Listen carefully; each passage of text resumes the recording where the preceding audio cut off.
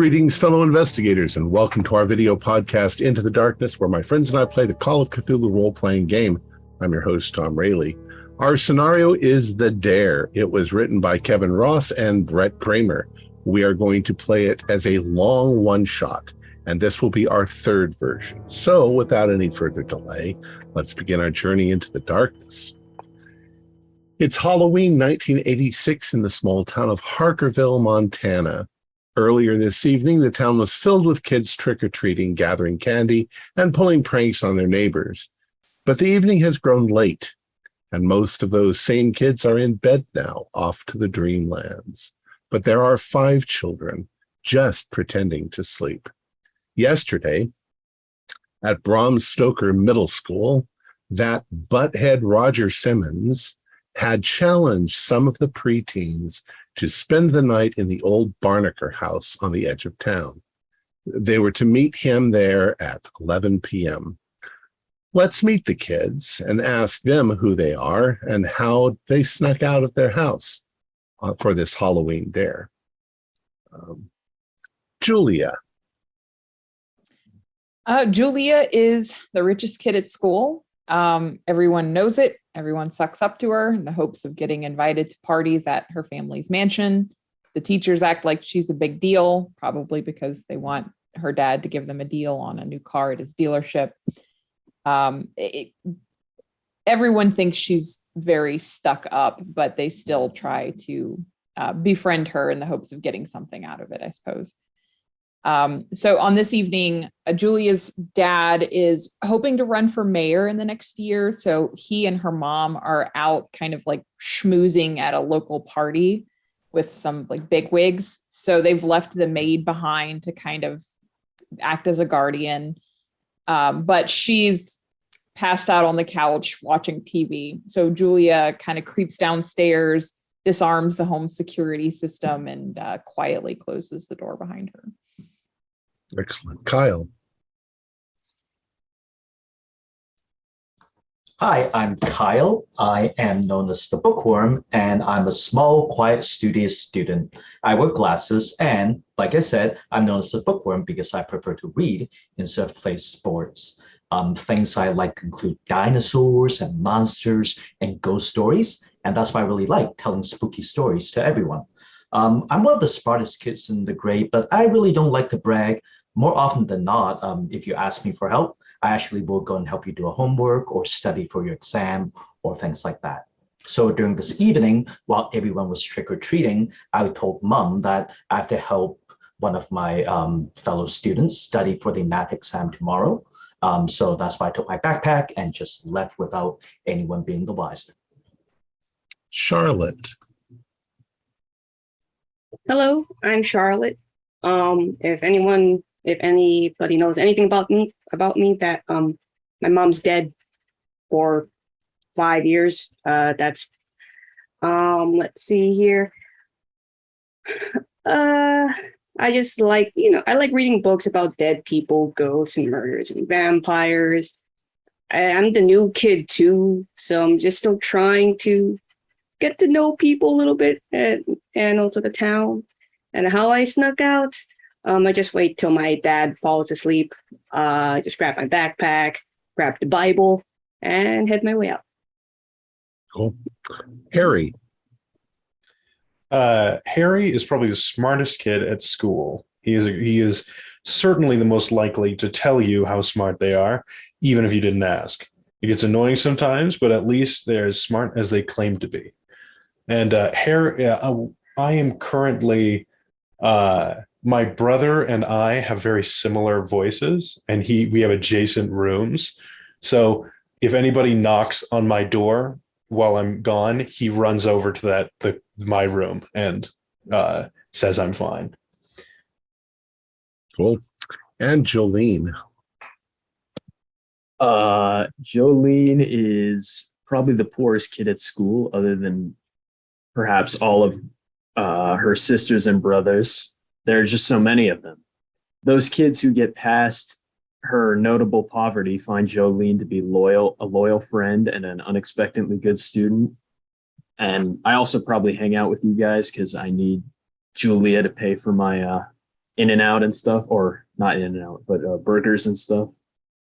I snuck out today because I just watched Escape from Alcatraz. I made a paper mache head of myself in art class, and then I pitted two of my siblings against each other to have a fight while I went out the window.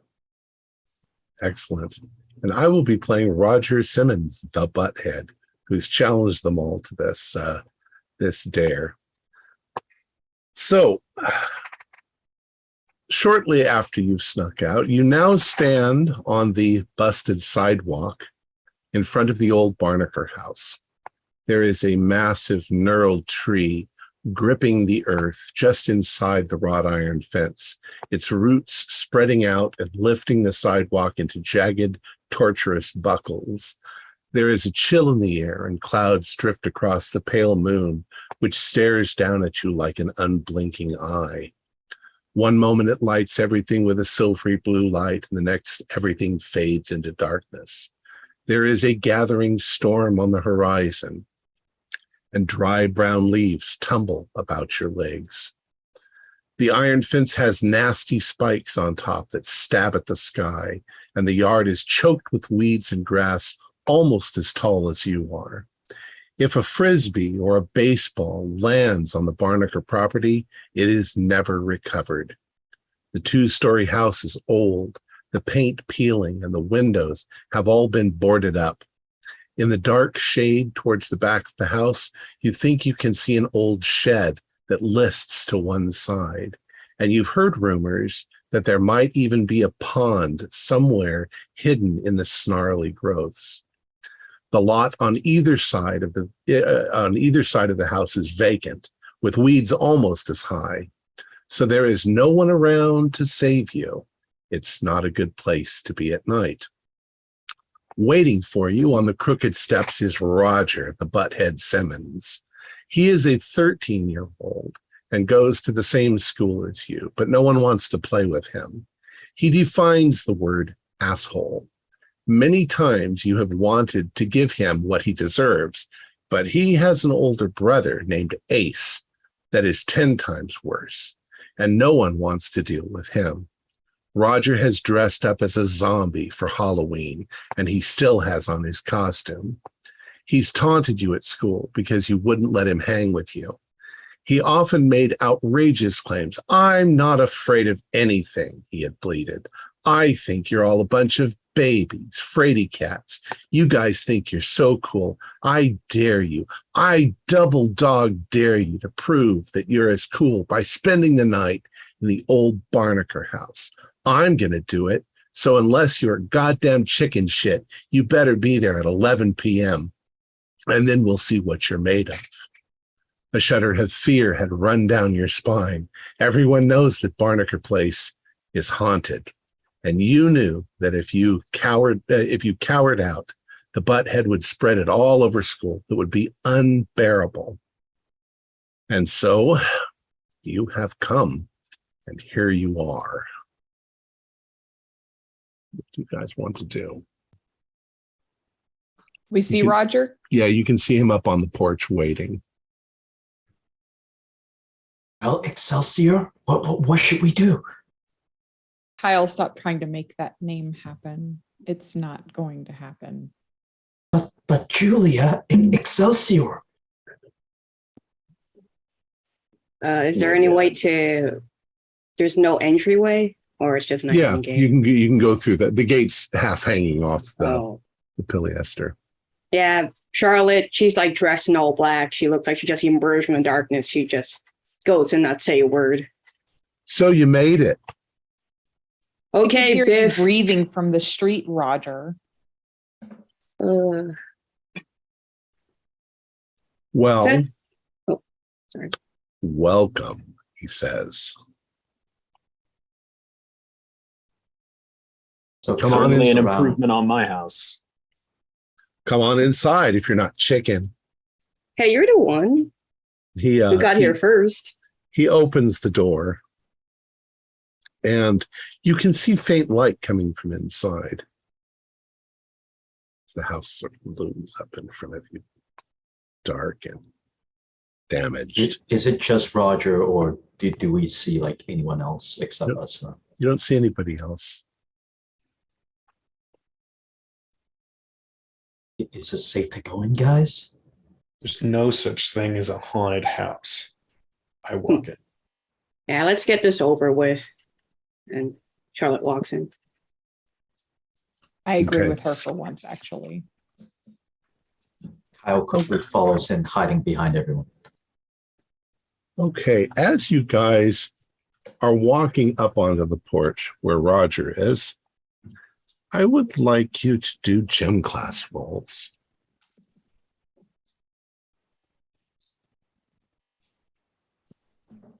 Fail. Oh, that's actually a success. I passed barely. I tripped. Okay, well, as you come up onto the porch, the old wooden porch creaks and groans under your feet. And if you failed, there is a splintering sound as one of the boards on the porch gives way and your foot goes through. Ow, my foot. Whoa. Told you it's not safe. You're not going to chicken out now, are you? Could you be cool for a minute? Oh my god. Just get your foot out. And Somebody help just me keep out. going. Yeah. Oh. Help me I out. think I feel something moving down there. That's my foot.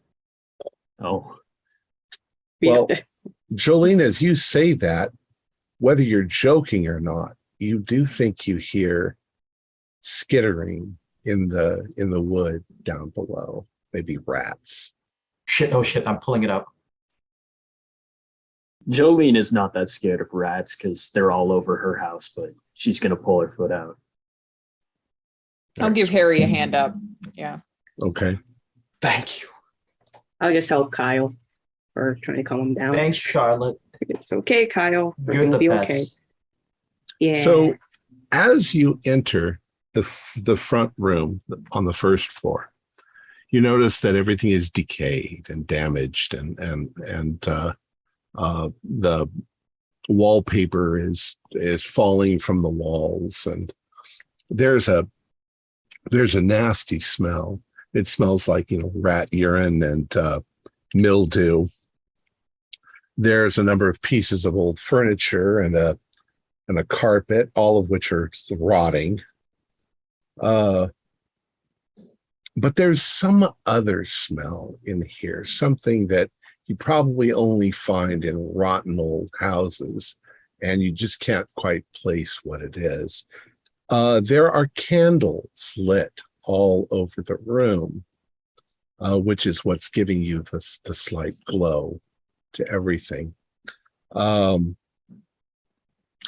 Once again, the floor, as you're stepping inside, still creaks and groans, and the whole place is falling apart. The roof, the ceiling is about 15 feet above your head. It's big. You can tell that at some point in time, the old Barnaker house might have been really nice, but nobody has lived in here for probably 80 years. And I roll my spooky stuff knowledge to know like the different stories about the Barnaker house, like like stories from town.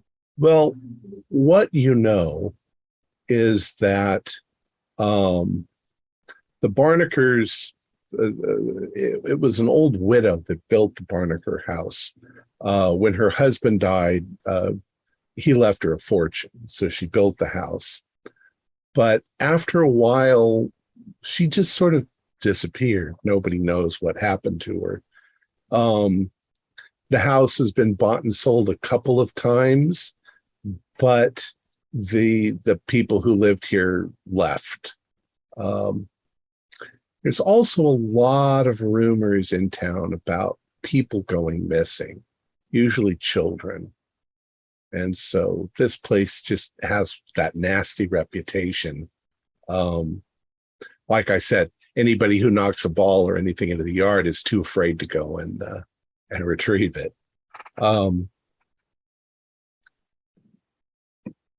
Other than Roger. that, I mean, yeah, it's nasty inside. Cobwebs Roger. hanging from the ceilings. How much time did you spend lighting all these candles? Well, I got here over an hour ago. We have to see, don't we? You have flashlights. You didn't think to just bring a flashlight? I got a flashlight. Are you trying to set the mood here, Roger? Oh, you want me to set the mood then? No. And he gets this evil looking smile on his face. And he walks over to the door and he pulls out a big old key and he closes the door with a slam. Dust comes down from the ceiling. And he turns the key in the lock and he locks it. And then you see him drop the key on the floor and give it a good swift kick, and it goes under the door and out of the building. And he says, now there's no way to get out. We can just go Why to the did you- back door. Or break a Oh no, if window. only there were windows in this building. They're all boarded up. We're sealed in here tight. But I'll tell you what the deal is. Somewhere in the house, somewhere, I've hidden the other key. If you can find the key, you can leave. But not until you find the key. If you try to get out before then you're chicken shit. How do we know there's not? How do we know there's another key? How Because do I we know told you're you not- there's another key. I hid the key. Jeez. Oh yeah, prove it. Where did you hide it? Can I roll a be sneaky? Yeah, that ain't gonna work, you bookworm. Maybe that You're- works in your books, but Man, you really are just desperate to have company. That's very sad, Roger. be my guest to look around, see what you can find. Well, you're stuck with us, so you're gonna help us find it. I'm not gonna help you find it. I hid it. I know where it is. But you're stuck with us. We're gonna have you so do I all can sorts make of sure stuff. I can make sure that nothing that you're going to stay here or you're going to get called a chicken for the rest of your fucking lives. You take a lot from your brother, don't you? So are you guys looking around at all? Yeah. Yeah. Yeah. What does it look like? Like, are there Well, different rooms? It's filthy. Yeah, there's a number of different rooms. You're kind of in the entry hall. You can see that there's call them doors or passages leading north, south, east. Well, we'll say that the door is to the south. So there's double doors going north, and there's doors to the east and west, just leading into it's a big spacious house. How many stories? Is Just it? two Like stories. two Well, stories? it's 2 stories, and there is a cupola up on the top. So probably 2 stories, an attic and a basement, like most of the houses in town. How well lit is the place just based on the candles or whatever he has? Like, is it bright enough? Or? Not very well lit. It's spooky, lots and lots and lots of shadows.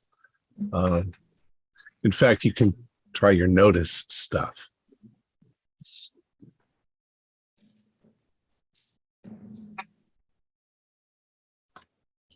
Past 30 over 40, I guess, or under 40. Yeah, there are places where there are even holes in the lath and plaster, and occasionally you'll see something move in there, like a rat running along a board. Did you guys see that? There's like rats all over the walls or in the walls. Maybe the rats can help us. Do you know how Is to there talk like to a them? is there a candle I could take with me as like a Yeah, I mean, there are Small candles lights. everywhere. You can certainly pick up a candle. When you pick up the candle, there's something that you notice. The candle is kind of greasy. I mean, greasier than what you would expect a candle to feel like. Do science or nature, science class or nature. Extreme success. Extreme success. You feel it. You hold it in your hands. You feel it between your fingers. You smell it. It smells like it's made from beef tallow, like animal fat. Do you say that out loud? Yeah, this is made from like animal fat. Charlotte, do a That's spooky disgusting. roll.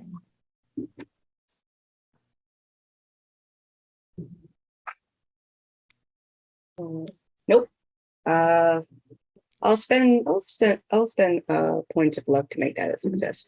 Okay. Mhm. I'm going to type something in.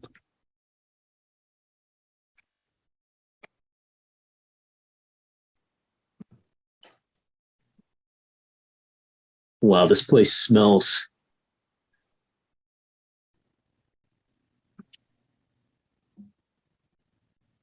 Why am I typing? Yeah, it smells better than Roger here, though. Yeah. I wish you didn't put these candles up so we had to see his stupid face, but the zombie makeup is an improvement. Oh yeah, I agree. Fuck you, Jolene. Yeah, if you could find your dick, maybe. You can And I'm find gonna my run dick. off. I'm gonna try to find the kitchen if I can find the kitchen. Okay. So let's see where you are.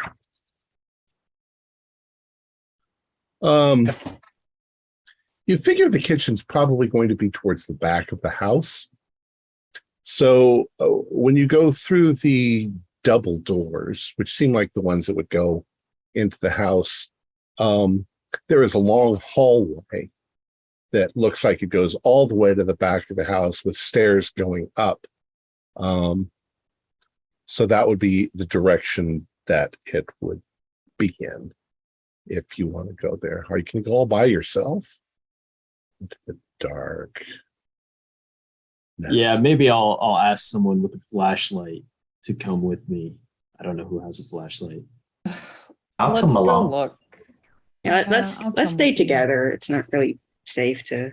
It's a big house. You can wait here, Roger. Your mouth breathing is gonna scare off whatever's here. Oh, your insults are so bad. Dude, I want to see you guys scream. So, Roger, before we leave you here all by yourself, where'd you get these candles? What do you care? Do you just find them lying around here? I don't have to answer your damn questions. And a world taunt or something? Why? What are you afraid of? I'm not afraid of nothing. Just want to know where you get those damn candles. All right. So when you've opened up those double doors, looking into the hallway, the wallpaper is, of course, hanging off. There are some plants on iron plant stands. You know, they look normally, I mean, you'd expect something like a fern in a fancy house. In this case, these plants are kind of weird looking. They're gnarled and they're twisted and so forth. And surprisingly, they seem to be growing in complete darkness. There's no window in the hallway. There's also a large grandfather clock up against the wall near the stairs. You can see that it's been gutted. The internal workings have been torn out. So it's just really a face and an empty bottom. But yeah, that's all. And of course, there's lots of dust and stuff. You're also pretty sure that things scurry off into the distance when you open up the door. There's also, I should say, there's also right inside the double doors, there is a big sliding door to the left and an archway to the right going into other parts of the house. So I was just going to say, so who's going first down the hallway? I guess Jolene is the one who said it. Mm-hmm. I'm the oldest, and I have a baseball bat. So I have the flashlight, so I'll be like right behind her, like illuminating the way. Okay. So when you enter through those doors into the hallway, this is before you actually get to where the stairs are and the grandfather clock. You can see that directly to your left, there is an archway going into, I guess, what you would call a parlor. And once again, it's filthy. There's dust on everything. There's furniture that's damaged. The stuffing's coming out. Probably rats have made nests in it and everything else. To the right, there is a large wooden sliding door. From the ornate style, you'd probably guess it would go into a dining room. And then ahead of you is the stairs. You can also see that farther down, there's another door, probably going into some other room. And you can't really see farther down because the stairs kind of block your vision. There's probably more doors down there as well. I think I'd probably wander into the parlor. Look at Okay. nice furniture, or what was once nice furniture. Okay. Those of you who are in that hallway at that moment, why don't you do, I mean, if you want to do a nature or science roll. Normal 99. science. Normal size. Somebody must be taking care of these plants. Because if the house has been abandoned for 80 years, these plants should be dead. And these aren't like plants that thrive in no light conditions or something, like cave plants or something. I don't know, maybe, but they need water. Harry, what's going on with the plants? It seems there's no way they could be this, lush. Have you seen or read anything like these before? No, maybe somebody still lives here. Who would want to live here? This place is disgusting. Yeah, it looks way too run down for somebody to live here. What did they like? Are they fake? Maybe. Let's go and poke it. I'm going to take a pencil and poke one of the plants. Okay. Well, it seems kind of dry, like they haven't been watered in a while, but they don't seem fake. If they're fakes, they're the best fakes you've ever seen. Most fake plants look fake when you look at them close. What if Butthead comes down here every once in a while and brings other kids? Water plants? He lit the candles. Maybe he waters the plants. Oh, Harry, you mentioned something about the candles, like they're made out of what's it again? Like animal beef fat? tallow? Like animal fat, yeah. Yeah. Oh, the reason why I'm just one tidbit. Tallow is newborn, right? Something like that, or what is it? Tallow is just animal fat. Animal fat. No, it's just, well, you mentioned animal fat, and I read somewhere that some black magic spells use baby fat from newborns. And seeing how he was not wanting to reveal where those candles were coming from, it just makes me a bit suspicious, Okay, come on. He's just joshing around. I mean, You've got some babies. imagination. It's not babies. Like, he's a jerk, but he's not like, weird. So, Julie, as you're looking into the parlor, it's large, it's roomy. There are dusty chairs and furniture everywhere. There is a large fireplace at one end, which is, of course, is not lit. It's very ornate. It looks like, these people must have had lots of money at some point. There is a backpack that's setting up on the mantle, a modern backpack. Do you go into the room? I do. And actually, knowing my motivation regarding Roger, I'm probably going to take it and like rifle through it and see if I can find anything incriminating about him.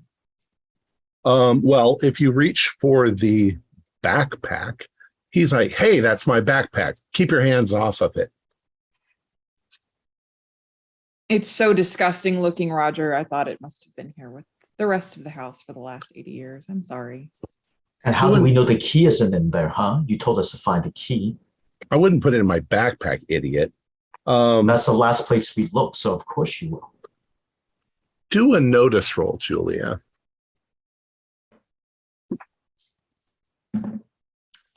Dead on, 40. There is a lingering smell in the room near the fireplace that smells like something's been recently burned in it. You look down and there's a lot of really gray ash that's probably old, but there's a couple of pieces of really black, looks definitely like something was recently burned in there. There's also some odd bits of something. You're not sure what.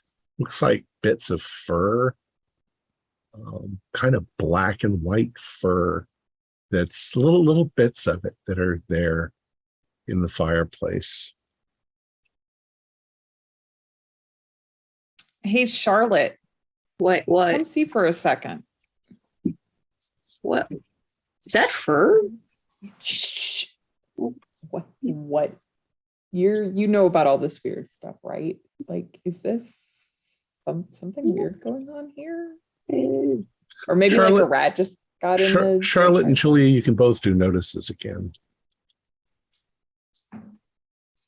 Oh, no, that's 100 this time. I got a 25 out of 60. Okay. Charlotte, you notice that the flue of the chimney is closed. There is a big lever, for opening up the flue, but it's in the closed position. Does this feel warm, like there was a fire recently? No. So the fur is closed. It's kind of... I don't know. Kyle keeps saying he sees rats everywhere. Maybe, I don't know. What Charlotte's gonna do is she's gonna pick up, bits of fur and kind of trying to hide it and see and show it to both Harry and Kyle and says that, do you know anything about this? Julia found it in the fireplace, and the chimney, the fireplace, it's closed. Harry and Kyle can both do nature.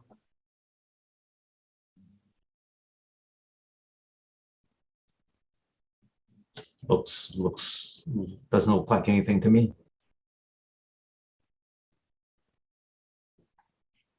Me neither. No, it's all you can tell is that it doesn't look like rat hair. It's too long for rat hair. Can it belong to a cat or something? Or a squirrel? No. Well, black and white hair, it's either a cat, a skunk, or a raccoon. Oh, that'll be better company than Roger. Should we try and open the flute, see if it got trapped? Go for it, Kyle. Right with you, Kyle. All right, Kyle's gonna go and try to pull the lever to open the flute. Okay, it's kind of, you can feel that it's kind of old and rusted, but with a little bit of effort, you manage to pull it open. And when you do, there is a horrible scratching, scraping noise, and a large, dead, desiccated raccoon falls from the flue onto the fire grate, and a cloud of ashes go everywhere. And you guys, you can do sanity rolls because it scares the shit out of you. Pass. That's a failure. Pass. And Jolene, you were right. Fail. It is a raccoon. If you fail, just take 1 point of sanity damage. And Kyle, because of your sort of fight or flight moment that you had right there, do a notice roll.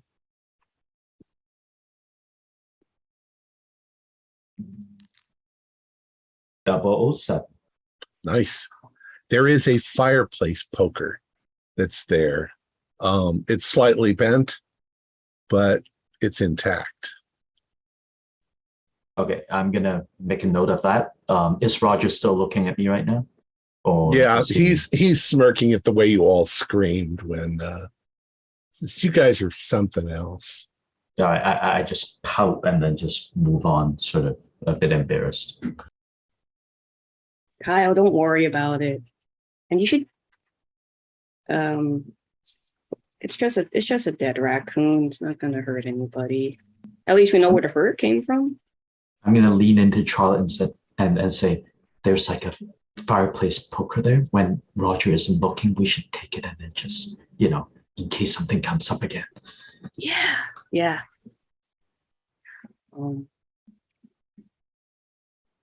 Is there anything else of interest within the parlor that we can see? Not really. It's falling apart. Give me just a moment. I seem to be missing one piece of info. Because you did find the backpack. And I'm like, what's in the backpack? A second. Go ahead and you can continue playing. Oh, well, I think we should find the kitchen. Maybe we could get some, like a knife or something. Cut Roger's pants open. You think he hid his key there? I mean, there's nothing in there. Well, I always wanted to see one of those kitchen elevators. Oh, It's an I old think that would tiny be house. cool. It's called a dumbwaiter. Well, if you were a waiter, that would be your name because you're dumb.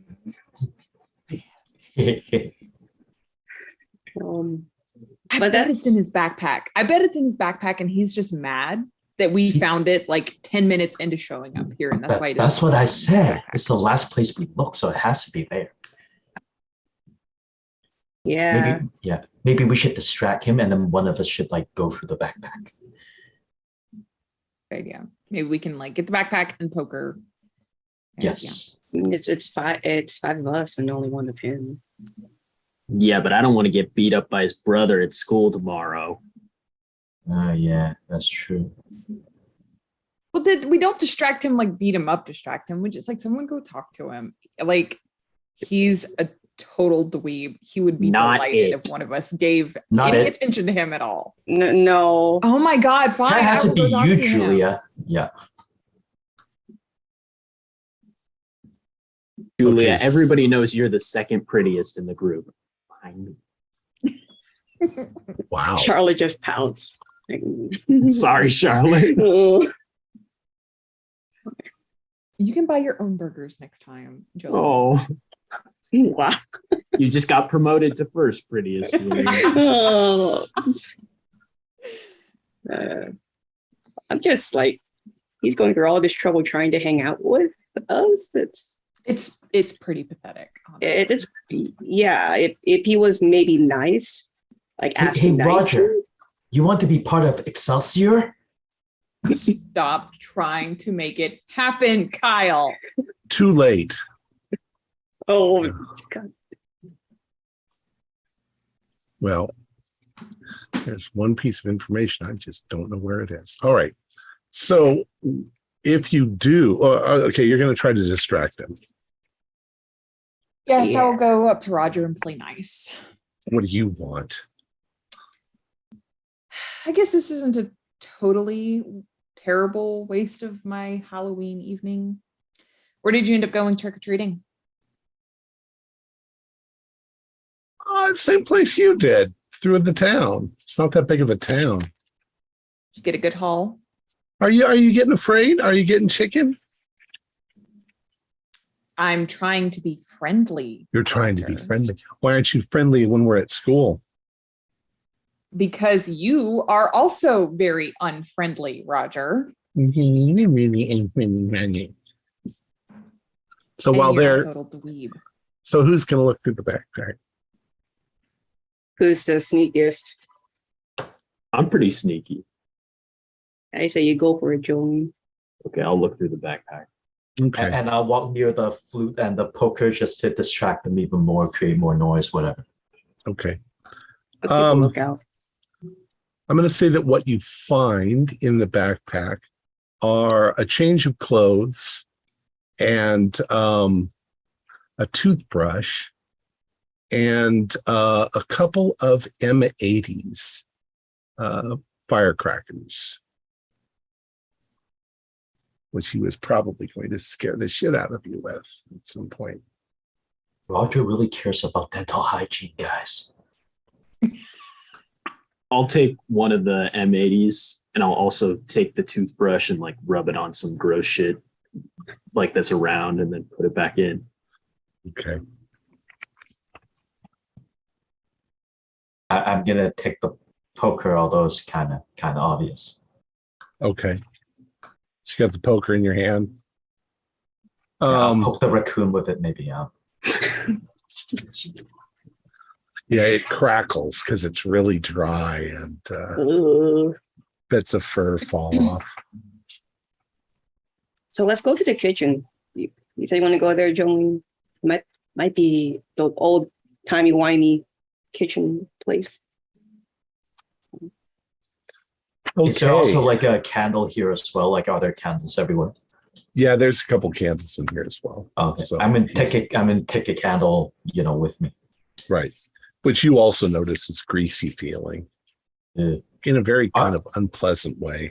Charlotte Are will they the take same one too. kind? Are they the same kind of candle for every single candle holder? Yes. Wait, Roger, where did you get so many candles that are Roger, where did you get so many candles? Who cares about the candles? like Find candles the are key. us? Find the key if you can. Did you This make is these why no one wants yourself? to be your friend, Roger. Do I look like I know how to make candles? Mm. You're obviously not. You don't have enough money to buy all these candles. Where did you find them? I bet he uses earwax. You don't know how Yeah, much that's even more gross. Yeah. you don't know how much boogers. money I have. He Fuck probably off. stole them. He's got juvenile delinquent written all over him. Just because we steal doesn't mean we're juvenile delinquents. Yeah, you're almost not a juvenile. Hey, let's go to the kitchen. Okay. So going down a little bit farther in the hallway, you can see that the stairs are on the right. There is a door on the left. The hallway then continues to the back of the house, where you can see that there were once doors leading to the outside. They have been completely boarded up. And next to those on the right is what must be the kitchen door. Open it up. Okay. The kitchen is in complete disarray, obviously.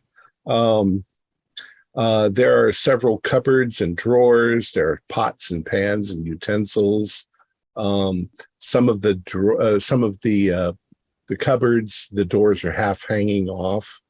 You can see at one point there might have been boxes of food. They've all been, partially ripped open, and really old pasta and stuff like that has fallen out and it's scattered across the floor. There's a bit of a ruckus when you first enter the room. Obviously, there are rats in here as well that suddenly skitter off into the darkness. You can see there's even some old cans of food that are kind of scarily bloated, like they've gone rotten a long time ago and sort of puffed up. You can do a luck roll. Group luck, or each of us do an individual? Actually, I'm going to start different. Why don't you tell me what you're going to do in the kitchen now that you're there?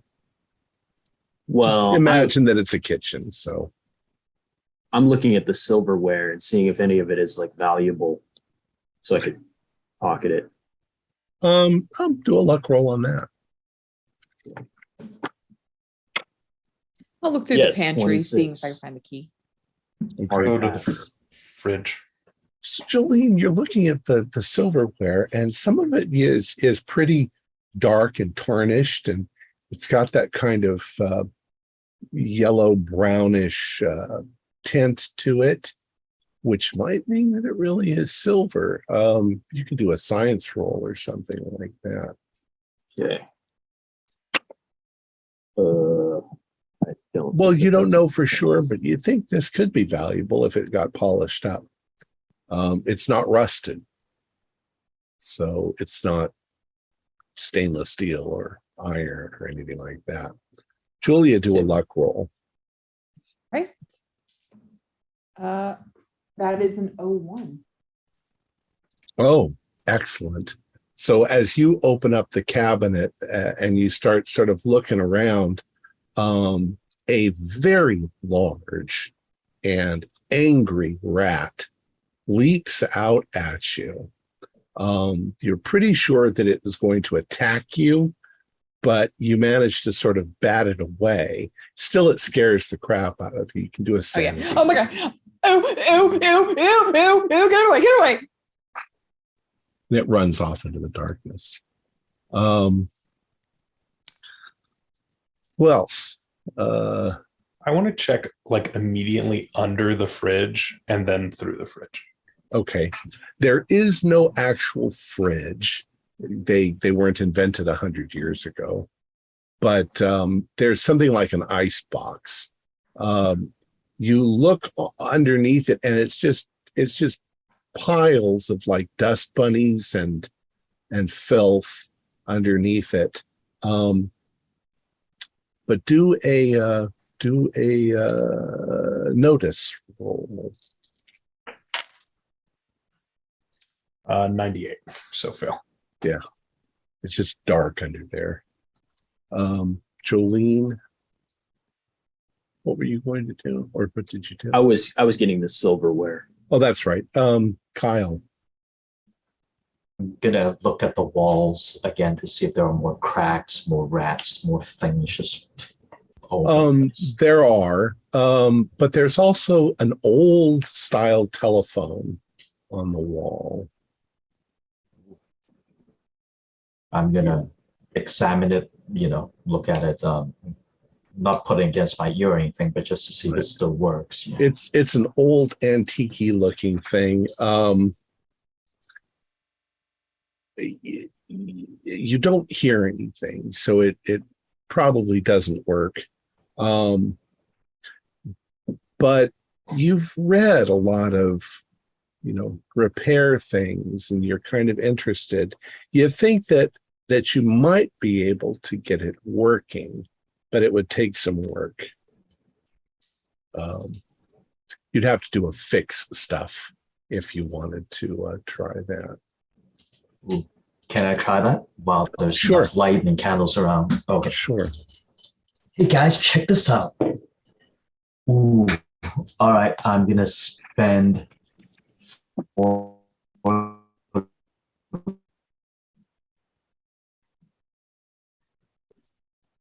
He freezes in place and begins to make very strange noises.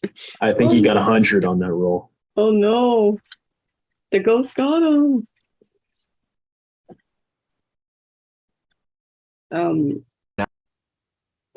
You were gone for a second there, Bill. Okay. There we go. I was gonna say I'm gonna spend 4 luck in order Okay. to pass. Yeah. Okay. So you can see the wires have been chewed through in places, but with, like if you have like a pocket knife or just something, you can re-strip the wires and hook them back together. And when you do, you can hear that sort of tone, but it keeps cutting in and out, but then it stops and so it's intermittent, but you might be able to use it. Okay, I'm gonna go and say, "Hey guys, look, I got the phone working." Oh, that's awesome. Can you call somebody? I don't want to call mom. She doesn't know I'm here. Do you guys have like a brother, a sister, or someone you can call? My sister's off to college. Okay. I have a lot of brothers and sisters we could call, but we only have one phone. I mean, Also, like you could call one of our houses at 11 o'clock at night and Yeah. We all snuck you're out. going to make people mad or get us in trouble. A lot of That's prank true. callers on Halloween too. That's true. True. Call Roger's house and tell his parents that he snuck out. Do we have Roger's number? I Who don't knows a have his landline number. number? Yeah. We could call, I guess, the cops, but and say he trapped us here. We're just going to get in trouble for sneaking out. Don't just. That's true. We Okay, don't that's want- a we don't- plan B. That's a plan B. Like a plan C. Or- Okay. Kyle, we're going to be fine. The only danger we have is this house burning down from all of these candles. Well, and the rats. It's Is it possible for Charlotte to look around the oven or the stove? Sure. Yeah. Um, See if there's anything of interest. Yeah. I also wanted to mention that at the other end of the kitchen is a door with stairs leading down. Mm. It's hanging off the hinges, but it's probably to the basement. Mhm. The oven. You open the oven. There was something inside of it. There is a mass of ashes in a pan and several what look like bones. Oh, You can do a nature roll.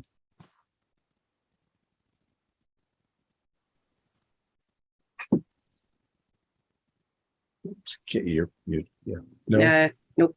I don't know. Well, you're looking at them, but I mean, you've had dinner many times with bones in the food, and they don't look like chicken or cow bones, or you don't know what they are. They're like bigger than average or smaller? Are they like They belong to just rats? look different. They're shaped a little different. Is anybody looking in there with her? What were you looking at, Charlotte? I opened the oven. I don't think these whatever was in here doesn't look like was like chicken or ham or something. Why is it ashes? Shouldn't it be just leftover food? Not even that. Look at the bones. Those of you who are looking with her can do a hard, a science roll.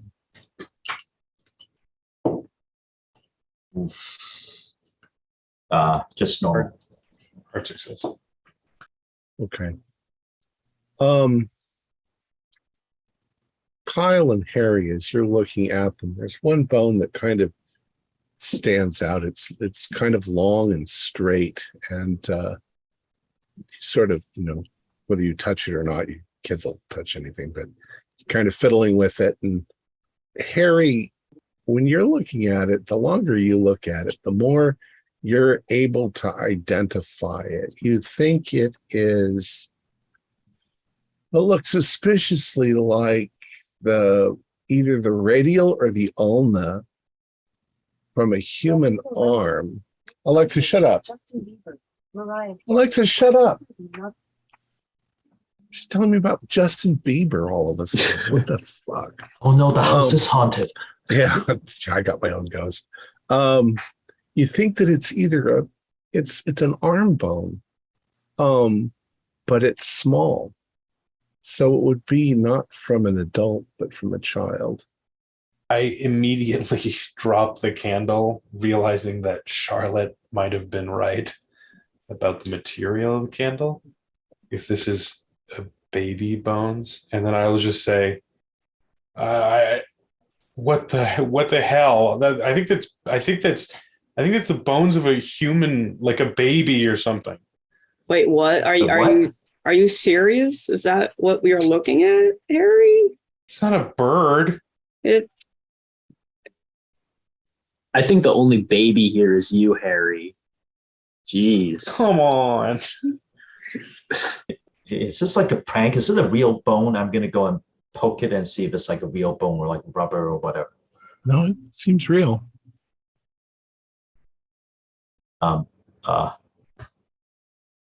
Roger? Find something scary, did you?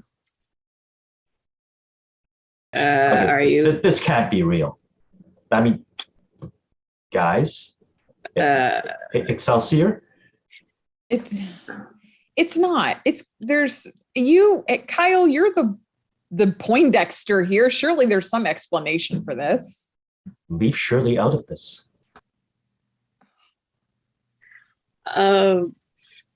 Roger, are you the one who put this, trying to scare us? Is that it? He turns around laughing and walks out of the room.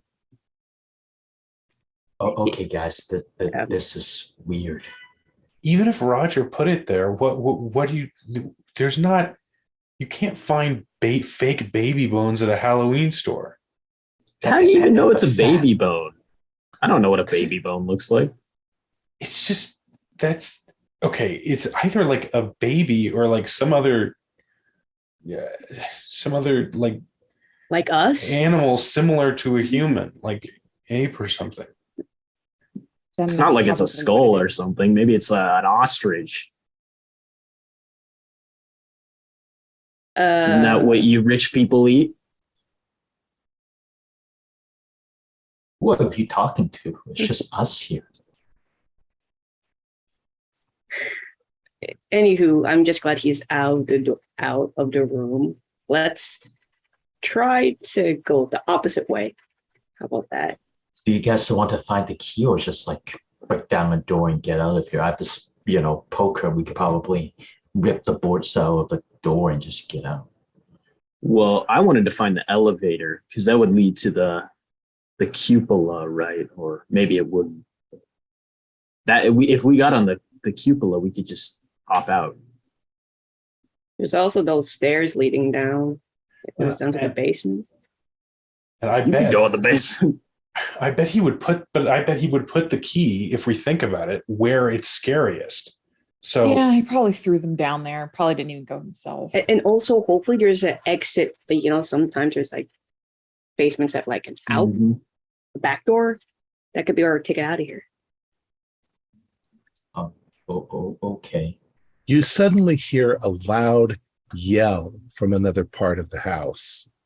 Roger has walked away. He's not with you guys anymore. Guys, what's that? Was that Roger? He probably Could've been found Roger. Roger. Who's the big baby now? Roger probably scared himself with one of his own traps. Maybe he saw fell through someone's the face. floor. And maybe he's in the basement. Should we try to Should go we at help him? least- It's an opportunity Yeah. to at least rub it in his face, if nothing else. Yeah, we should at least go and see if he's okay, guys. That sounds good. We're all going to get in trouble if someone gets really hurt. So Yeah, that's true. And we can call the ambulance if we really need to now that the phone's working. where was it? Did it sound like it was coming from upstairs or in the It first sounded like it might have come from across the hall. Okay, like the outside. dining room, maybe. Well, the other room that you hadn't gone in. Got it. Okay. Yeah, let's go. When you step back out into the hall, you can see that the door across from where you are is now open. Are you okay, We Roger? heard you screaming.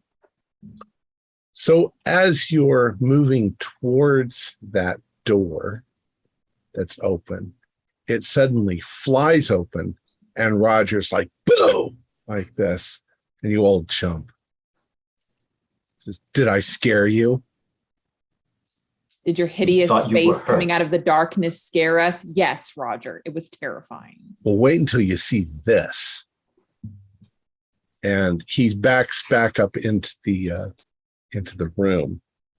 This room,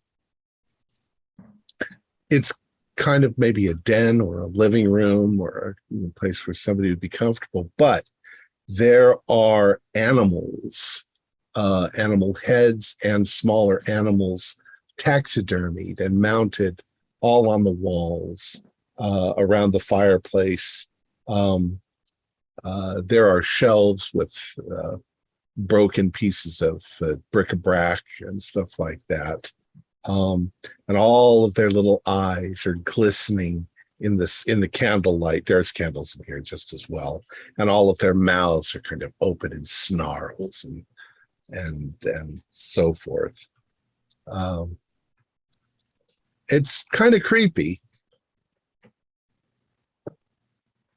I'm going to take my bat and hit one of them. Oh. Okay, do a luck roll. Nope. 98. Okay. One of them looks like it's a squirrel or something that's been mounted. You hit that with your baseball bat and it shatters, and little bones and pieces of its dried carcass go all over the room. And Roger's like, hey, watch what you're doing. That almost hit me. So close. Jeez. This place is really gross. Jolene, do a spot hidden roll.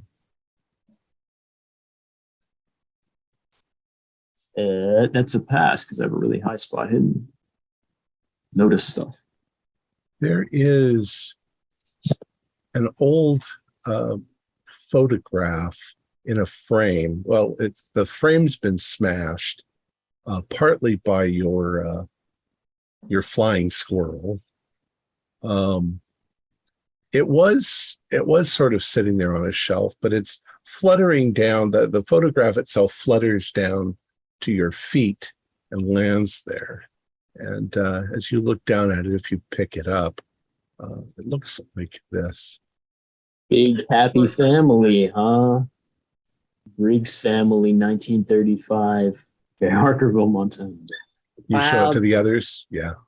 Yeah. Oh, look at this. The hell? That's kind of creepy. I ain't gonna lie. The youngest Yeah. ones have different scratches on their face than the older ones, which just have their eyes. If any have, let's see, I'll say spooky stuff will work.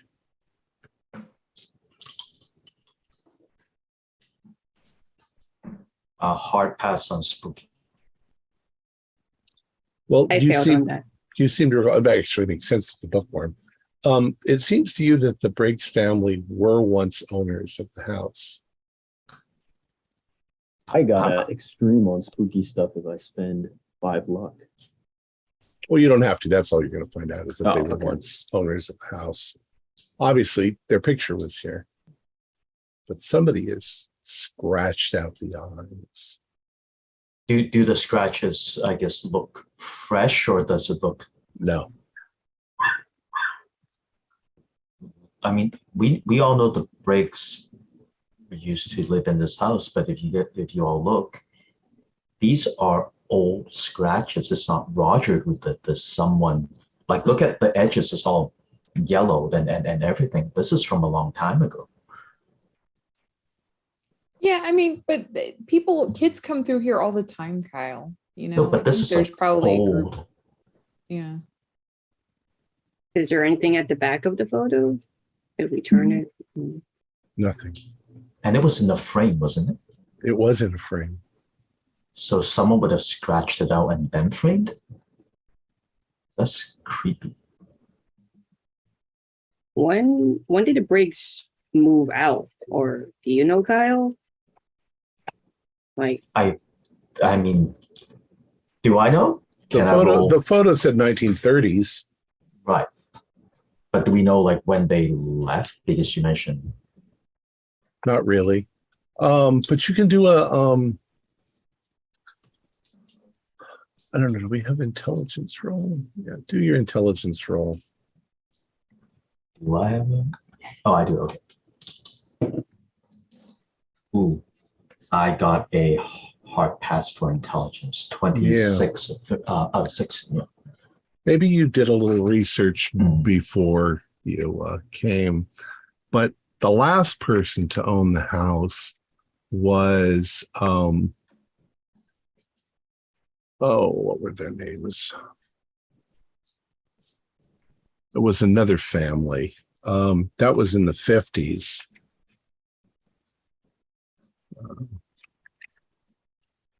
Raws was their last name. Raws. Well, Charlotte, we know the Ross moved in about 30 years ago. So, And something happened Yeah. to their kid and they left. yeah, and we all remember the stories about the Raw siblings and how they disappeared. So the Briggs must have been maybe early 1930s, for maybe, because the house is kept empty from time to time. it's just how they're scratched out, specifically the eyes. That's weird. And Harry was saying the kids are scratched out differently than the adults. You think that the bones might be between those missing kids? I mean, probably not from, like, you mean from the Ross or from the Briggs? You guys are getting yourselves worked up over this. You're being silly. This is all just plays into the rumors. There's rumors that kids go missing here all the time. It's just adults trying to make sure we stay away from condemned, rundown places. Probably for good reason. We're gonna get tetanus while we're here. Yes, it's probably for a good reason. This is no joke, Julia. Hey, I wonder if it has this place has a library, right? I will check that out next. Oh, like a reading room or a lounge, yeah. Yeah. That would actually be kind of cool. Yeah. There might be a key in those, in those movies, they might keep they hit like stuff hidden in the books, yeah. Or like a secret passage. Maybe. Yeah. Something like that. Charlotte, do an intelligence roll.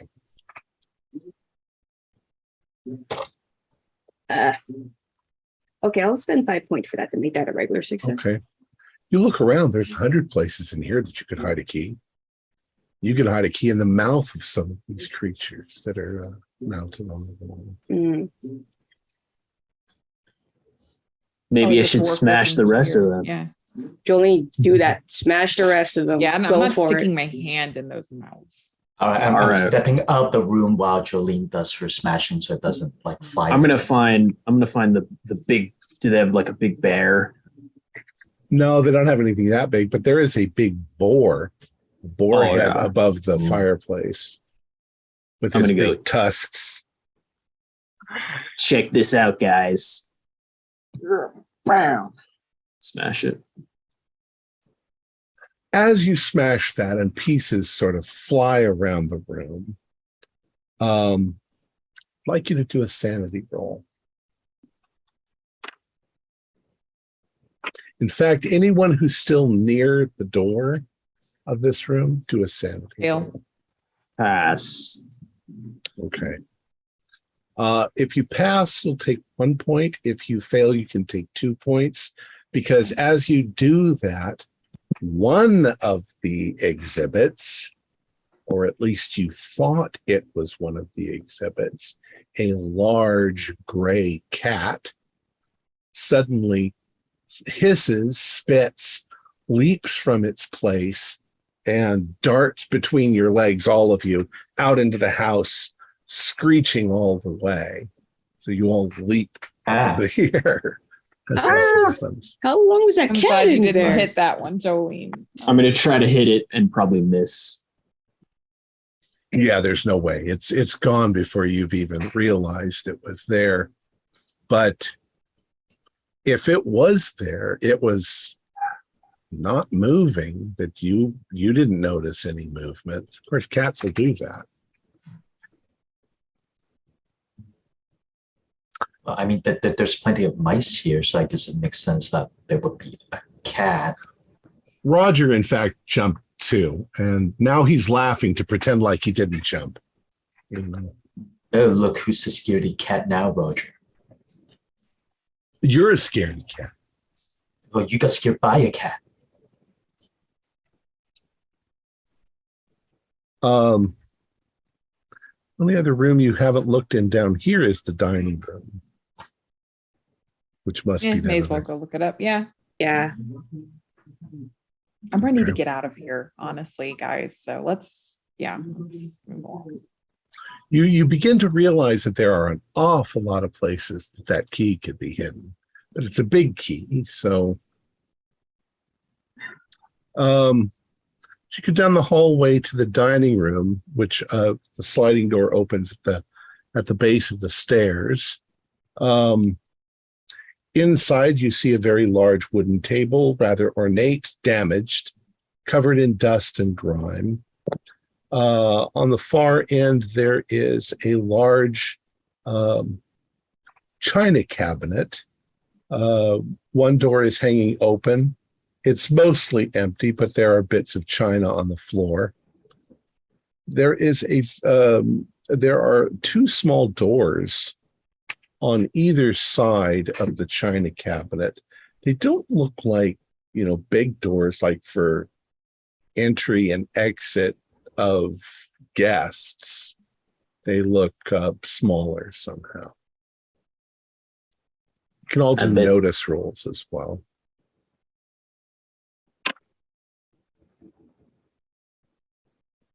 Regular success. I got an extreme. Okay. Those of you who do notice, there is a very large water spot on the ceiling over by where the china cabinet is, like something large and wet leaked through the plaster, through the floor, to the roof. It's dry now, but it's definitely much darker than the ceiling around it. How high is the ceiling? About 15 feet. Oh, so there's no way I could get up that high. Well, you'd have to use furniture or something and stack it up to get up there. I'm gonna pass my poker over to Jolene in case she wants to poke it or something. Yeah, I want to stack like a chair on the table maybe and try to poke it with the poker and go, look, this is where Roger peed himself. That's a big spot. Is anybody going to help you? I'll help out. Yeah. I'll help him move out. and stack the So, chairs or whatever. so as long as you're kind of keeping it steady, then he's probably not going to lose his balance and fall. You poke it, and definitely the plaster of the ceiling is crumbly. In fact, it almost starts a bit of a chain reaction when you poke it. It starts to crumble, and it sort of spreads a little, and then it stops. But you know that it's like a good whack, and the whole crappy, powdery stuff would come down. In fact, it's probably gotten all over you in the process. Oh, guys, back up. I'm going to throw the poker at it. So All right. blows open. Okay. Okay. So you get back, you throw the poker at it, and indeed, almost as large as the stain itself, it all comes crumbling down, hitting the floor, hitting the table, spreading out in a cloud of kind of brownish white dust. And you can see that behind it, there was a great deal of mold. Oh, Oh no, black mold. I don't think that we know. Well, maybe we did know what black mold was back in the 80s, but I read about Yeah. it. this is the stuff they use in antibiotics. You should breathe in a lot of it. I It's don't good think for that's you. how it works, Jolene. I mean, go get the poker back from where Jolene threw it. Okay. All right, I'm gonna move in and start looking. Yeah, enough Okay. playing around. You're gonna start looking for hidden spots where you can find where somebody could stash a key. Yes. Okay. Go ahead and do spot hidden. Do we have spot hidden? Oh, it's notice. Notice things. How long has elapsed since we got into the building? Like an hour, 2 hours? You've probably been here about an hour. Oh, it's just about 12 o'clock now. Right. Okay. Okay. Yeah, if you've got a watch, it probably says 12:10, somewhere around there. Okay, guys, it's getting late. I really need to. I don't know if my mom will, if I don't come home. It's Halloween. I Oh, mean, guys, you guys are staying here until the sun comes up, or Oh, shut up, Roger. I'm gonna tease you for the rest of your lives. Come help me find it. I can't find anything. Come help me find it. I also rolled for all this stuff. I got a 44, trying Okay. to help Julia out. Well, it takes you maybe 10 or 15 minutes to go through the cabinet and to go through the drawers and everything, but you realize there's nothing left to hide, so it couldn't be in here. Do you try one of the little doors on either side of the china cabinet? Oh yeah. Yeah. Those lead to what they would have called a butler closet. So it's a long closet that goes from side to side. And there were at one time linens and spare, stuff, silverware and stuff like that. Somebody's obviously come in here and sort of ransacked the place. So there's bits and pieces, but there's nothing much in here. A few places to hide, but you look in here as well. You don't find the key. Roger walks out of the room and he's like, "You're never going to find it. You've only just begun searching. It's a whole nother level of terror upstairs." Is the library upstairs? The reading room? He doesn't answer your question. It's got to be Charlotte. I think we've looked at everything down here. Yeah. And hopefully a secret passage for us to get out. Well, why did he mention like upstairs? Does he want us to go there? Maybe we should not go if he wants us to go. Jolene got a What do you want baseball us to go bat. down? Do you want us to go down to the basement? I'll beat up Everyone- anything in here. Everyone do a sanity roll. Finally passed. Pass. Right. Pass. Two things happen at once. One is, as you're standing there discussing it, very loud crack of thunder echoes over your head and makes you all jump into the air.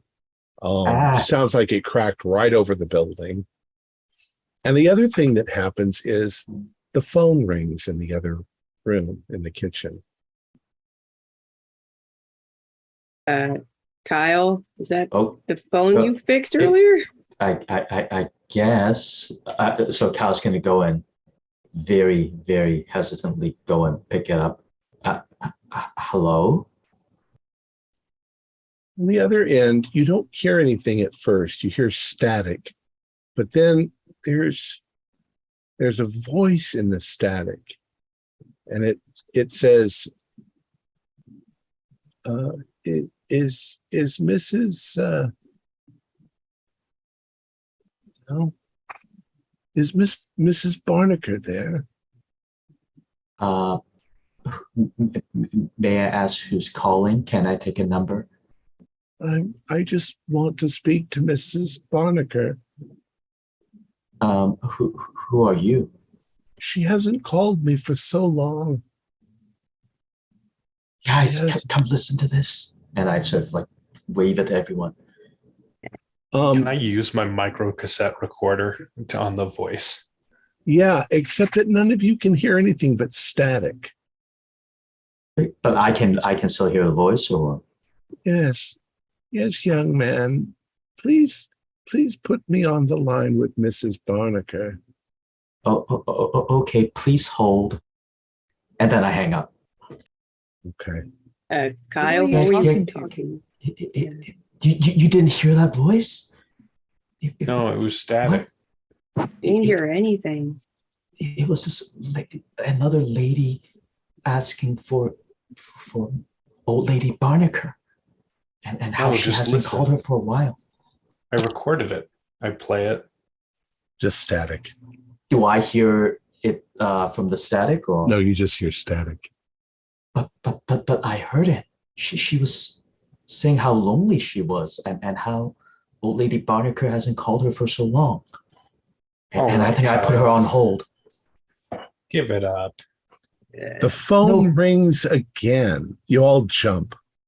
Ah, Hey, Al, let me try. I'll pick it up Okay. and see if I can hear it.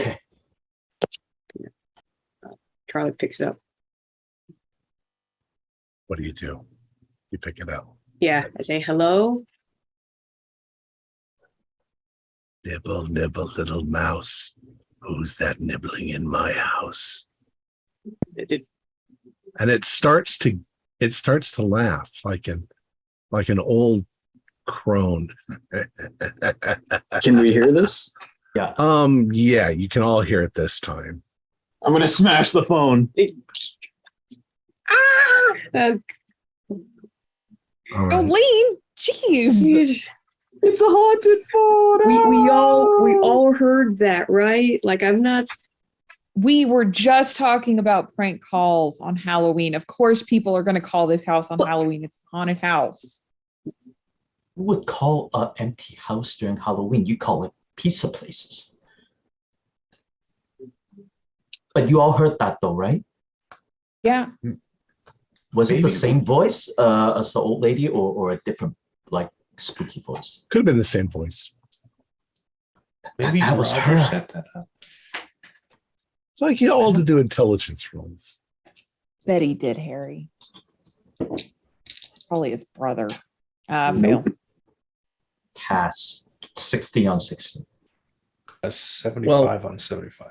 Julia You are says smart. she didn't pass, but at the same time, she pretty much said what I was going to suggest is, where is Ace in all this? Has Ace and Roger cooked this whole thing up to scare the shit out of you? It'd be easy enough. You actually fixed the phone so that it would ring. But Things I are heard starting- a voice in the static though, and they didn't. Some magic trick or something, maybe. Anyways, where the fuck is What's the Roger? Roger seems to have vanished. He's not with you guys. I think he's setting something up upstairs, as you And should mentioned. we go or should we not? How about we try Well, the if we basement? go up, yeah, I was about to say, if we go upstairs, we have to spend more time with him. Why don't we go to the basement? I'm just thinking he would not think like if any of us would go there because it's scariest, you know. That's true. But we're talking about using reverse psychology on Roger. I don't think he works on that level. I'm more Okay. working off of I don't want to be around him, and Okay, so he's not in down? the basement. So down. Yeah. We should probably get all the candles so we have more light down there and not waste our flashlights. Those greasy, fatty candles. Ooh, That's true. could scare some rats away.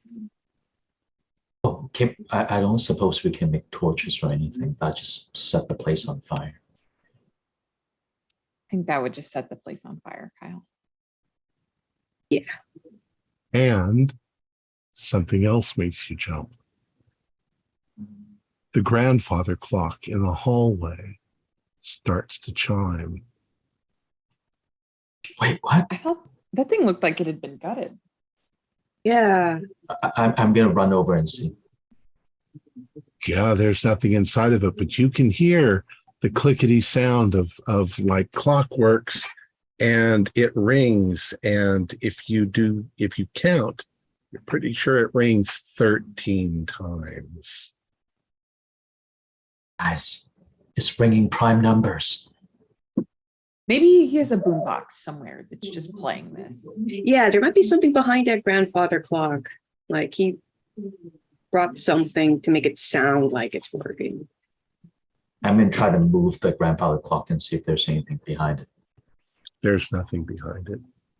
It's heavy too, but you can sort of move it. If you push hard enough, you'll knock the whole thing over. Yeah. There are holes in the wall. You're pretty sure you're hearing rats and things still moving. The house is filthy. And why 13 times?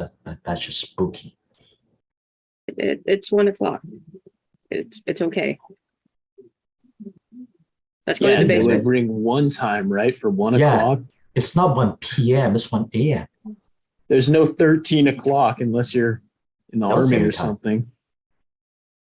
It's obviously broken anyway, so you can't expect it to do it. No, but it correctly. can't ring. There's nothing in there, Julia. Maybe there's like a little rat inside that's like has a machine in there. And he's operating it. A rat with a He's got a boombox? stereo somewhere. Let's go to the basement. Come on. I don't know, guys. I kind of want to go home. Well, Go where? Like, break down the door and go home. God, you're a bigger baby than Harry. Get it together, Kyle. Hey, Okay. I'm sorry. Let's just go to the basement. I don't want to go upstairs with Roger. And let's get the most scariest place over with. So Kyle follows and hides behind Charlotte, between Julia. Just so Charlotte's between him and Julia. Who's a big bully? Okay. So you go back to the kitchen where the stairs are leading down into the basement. You're still in the kitchen. You're looking at the passageway leading down, and there are some very nasty smells that seem to be coming from down there. Mildew, rot, maybe old rotten food. Something that definitely smells really, really bad. We should to go down there. Maybe we should just go upstairs. It's also cold. You can feel there's cold air coming from down there. The stairs themselves, when you're looking down at them, are made out of stone. So you're actually going underground. You see no lights. There's no candles lit down there. So it's pitch black. And as always, you can hear scurrying and rustling around. So what do you want to do? wouldn't the butthead put the key where he didn't light it up, so we have to take forever to walk around this place, Yeah. and where it smells? He probably Yeah. threw it down there.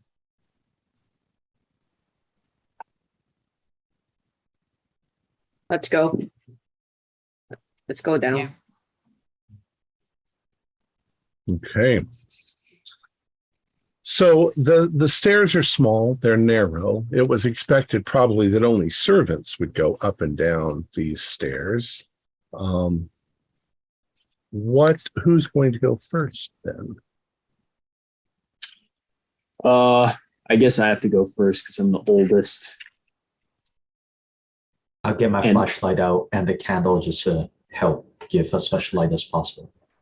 And what are you holding in your hands as you're going down? Just I have a my flashlight. baseball bat. Okay. All right. So stairs go down and you find that they end in a stone floor. With your light shining around, you can see it's stone walls. And there is what once was probably some kind of flue, maybe going up to the surface, where coal was shoveled into the house. It's completely blocked by rock and dirt, but this would have been the coal room. And then there's a sort of a passageway. There's no door. There's a passageway leading out from here. It's very cobwebby. You would guess from the cobwebs that it's not likely Roger could have come down here without knocking down all the cobwebs, or at least the ones through the passage. Guys, I don't think we're at the right place. Just look at the cobwebs. No one has been here forever.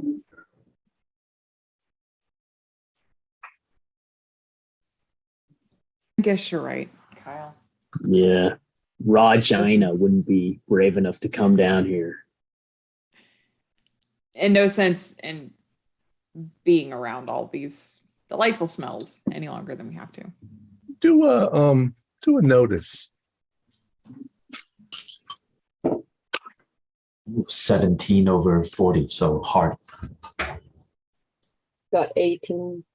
You Out of do 60. notice, Kyle. Well, if you got a good roll, you do notice that there are cat prints going in both directions a number of times, back and forth, going deeper into the basement. Are they the same size? So the same. Yeah, they're all the cat or same. multiple? You guess it's the same cat using this as a path going in and out. It might lead to another way in and out of the house. I don't think it's a bad idea to at least have an exit if we feel like we just need to leave at some point. I agree. Like now. Yeah, let's check it out since we're here. Okay.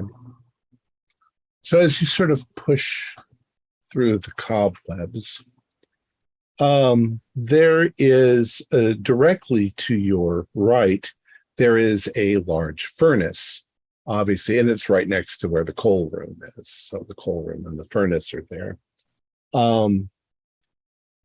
There is a bit of a storage sort of alcove where old boxes and broken things and stuff like that are shoved, completely covered in cobwebs and spider webs and filthy, covered in dust.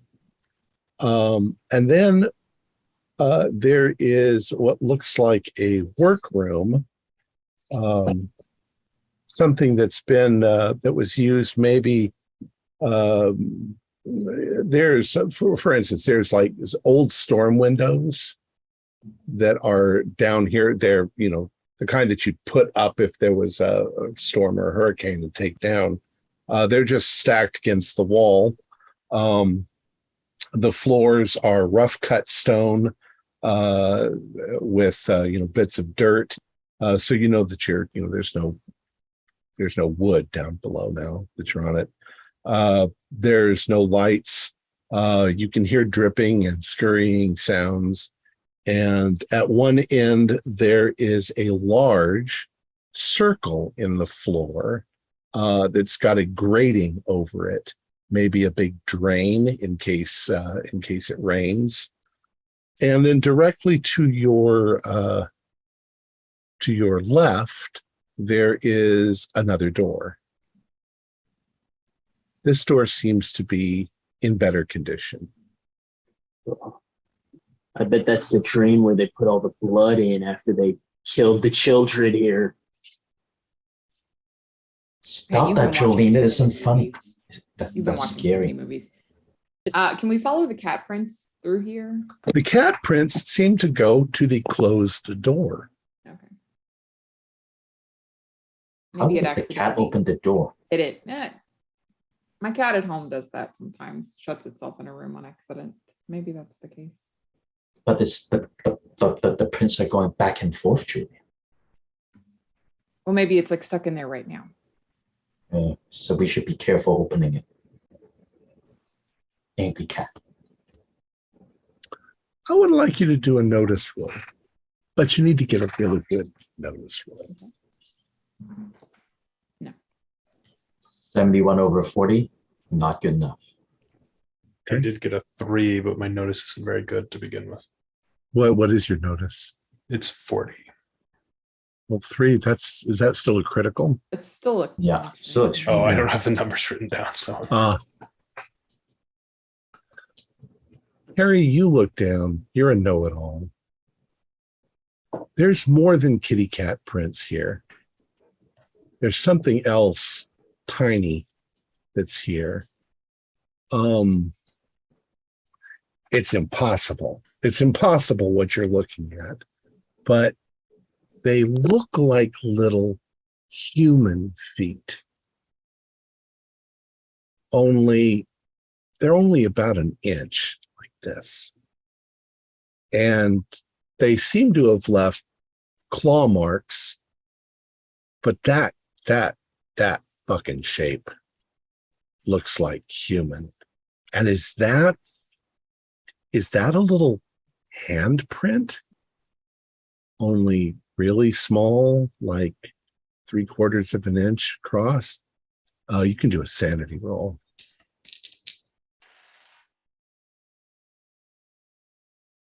a fail. Okay. Yeah, take 2 points of damage. That's you don't know what kind of an animal would make a print that looks that like that. Harry, what's wrong? You okay? You can't make fun of me for this, but I think these prints are a tiny human. Baby? Like a baby? Yeah, I guess you'd call it. No, baby No. foot's at least that big. These are half that size.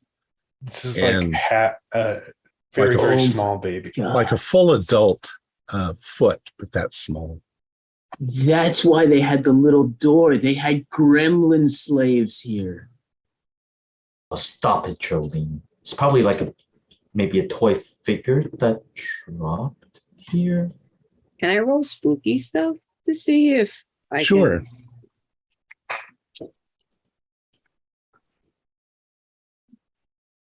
Yeah. Success. The only thing that comes to your mind is,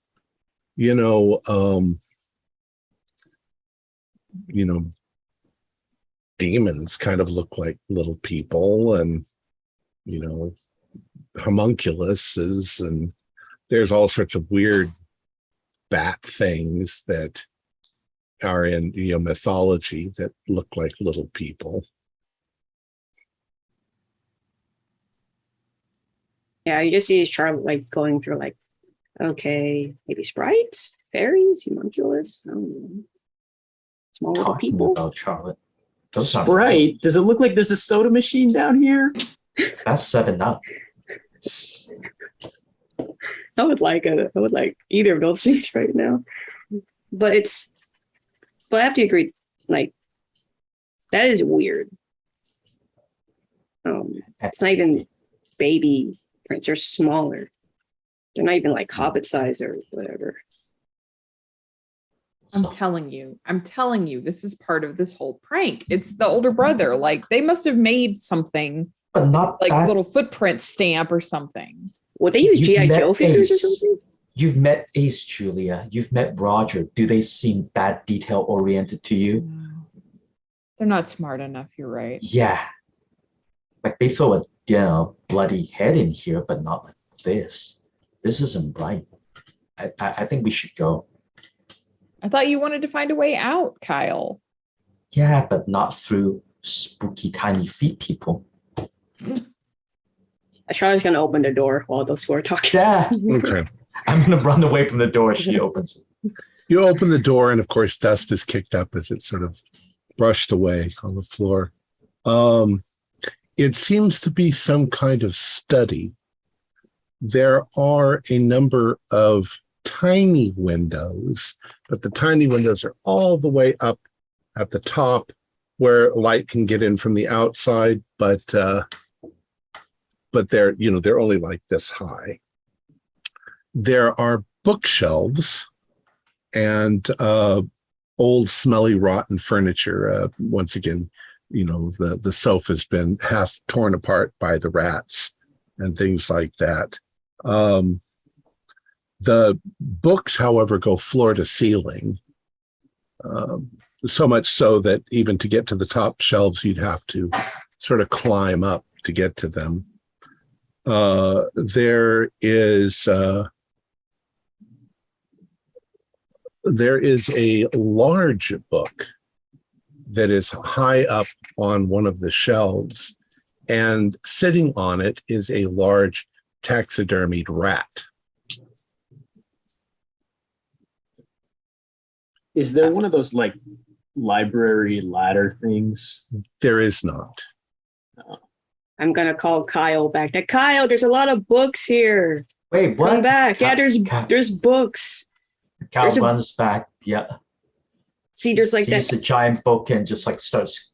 Whoa, that's a lot of books. Why would there be a study next to the cold room? Underground in the basement.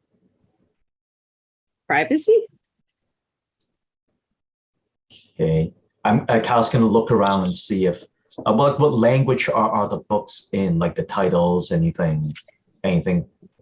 Most of them, well, doing spooky stuff. Okay. Ooh, 41 under 60, so pass. Okay. Well, most of them are in English. There's a couple of them you're pretty sure are in German. But they all, whoever owned these books was into witchcraft. They're almost all occult subjects. Some of them look much older than others. The rest of you can do notice stuff. I apologize. I have to go to the bathroom again. Okay. Actually, why don't we take a little break right there? That's a good spot because I Okay. got to pee too. 5 minutes later. So where go were ahead. we? We were in the study. Yeah. With the rat. We in had front just of a book. like there was some kind of reveal. We had just made a roll for something. Right. Oh yeah, there was yeah, the baby foot Oh, group. right. And then we were We passed reading that the in the library. No, you Yeah. you realize that all the books in Reading here the have to do with titles. witchcraft. right. Oh, right. okay. All right. I would like the rest of you then to do a notice stuff. Pass. Fail. Fail. Fail. Okay, so Jolene's looking around. She notices above the fireplace there is a large old portrait. It's got some water damage to it. It's part of the paint and stuff like that is flaking. But the person in the picture is a middle-aged woman. She's dressed in very fancy clothes, probably from the turn of the century, the other century, yeah, the 1900s.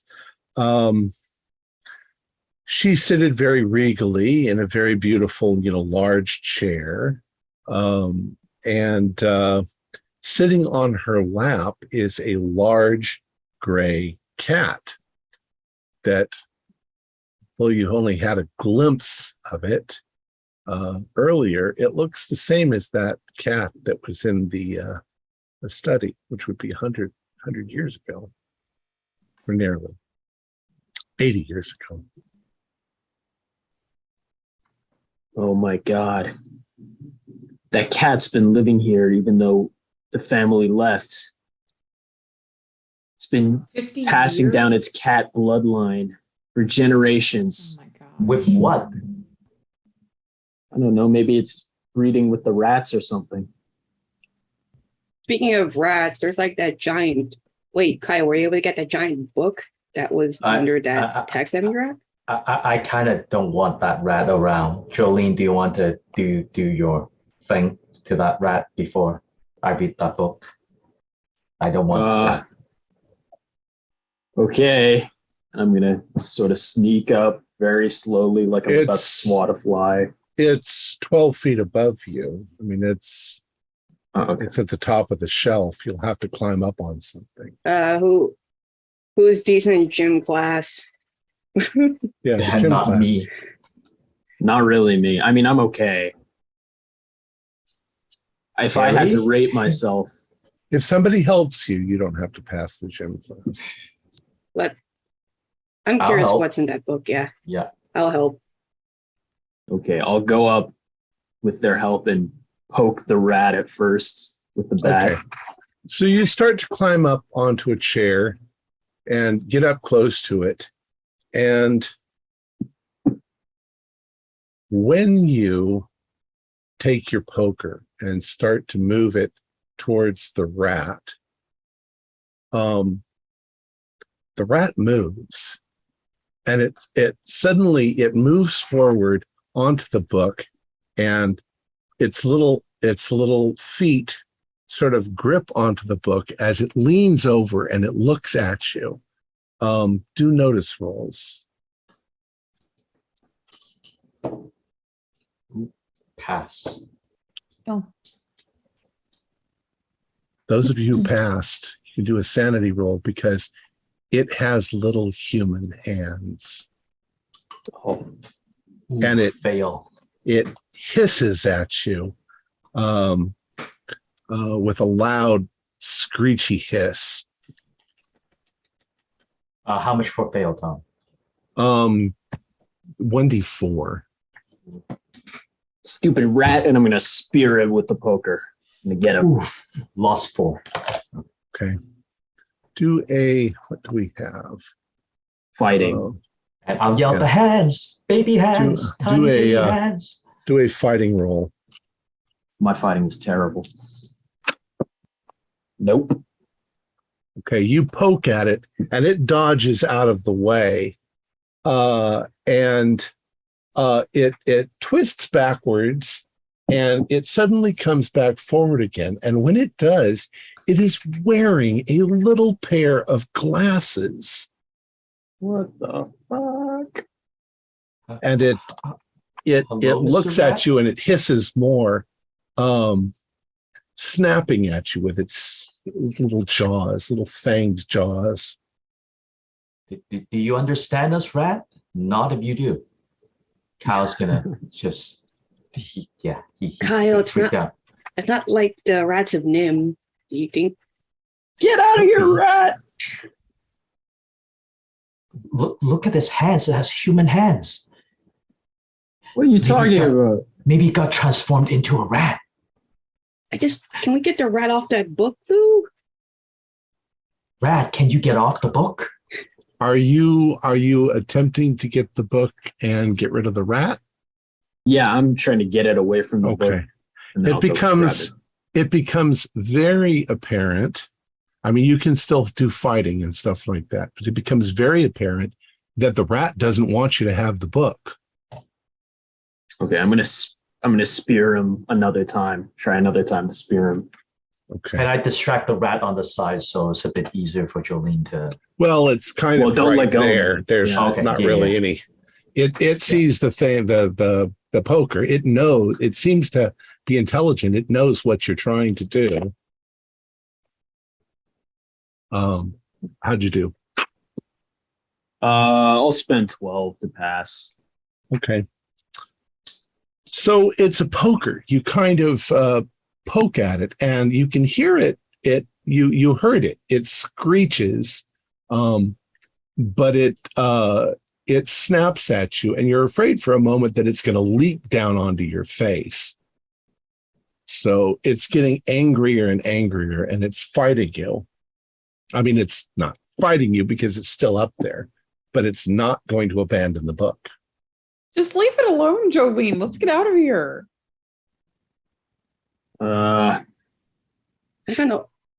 I'll try one last thing. Does the poker have a hook on it? Yes, what it does does. it look like? Yeah. So I could hook the end of the book and sort of take it off the shelf onto the floor. So I'm going to do that. Okay, go ahead and once again, we'll call it fighting still. Yeah. I'll spend 11 luck to pass.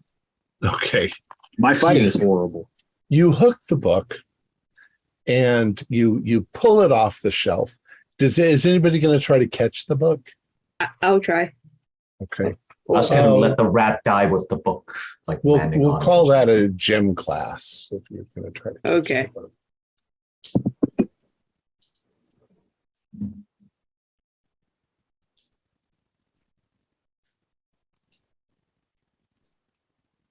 Sorry, I dropped my die. Yeah, I'm gonna re-roll that and find it.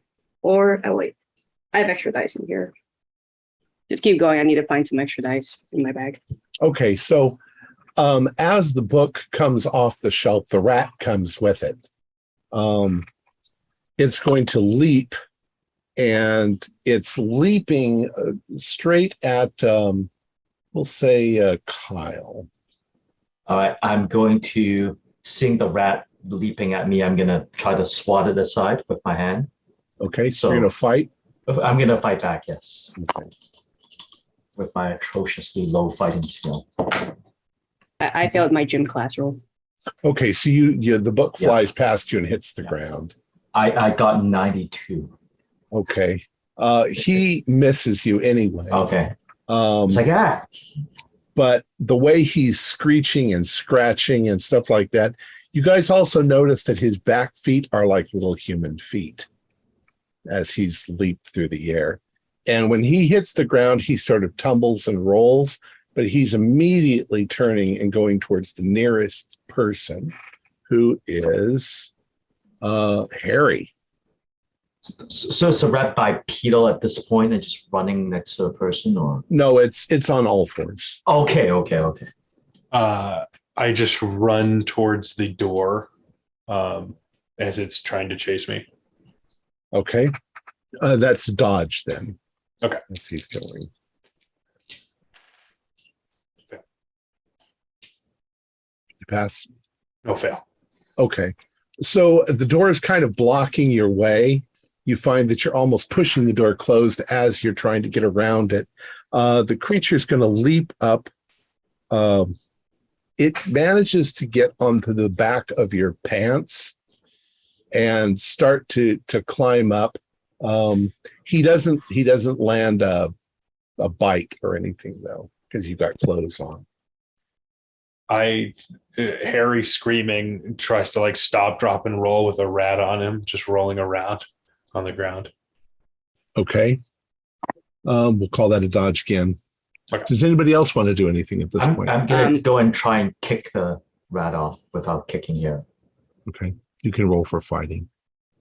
I'm gonna look into the book if there's anything useful. Okay. Ooh, okay. 29. I'm going to burn 4 luck to make my fighting. So, okay. Success. So your kick will do like 1d6. Okay. Go ahead and roll for 1d6. Let's find the d6. Okay. 5.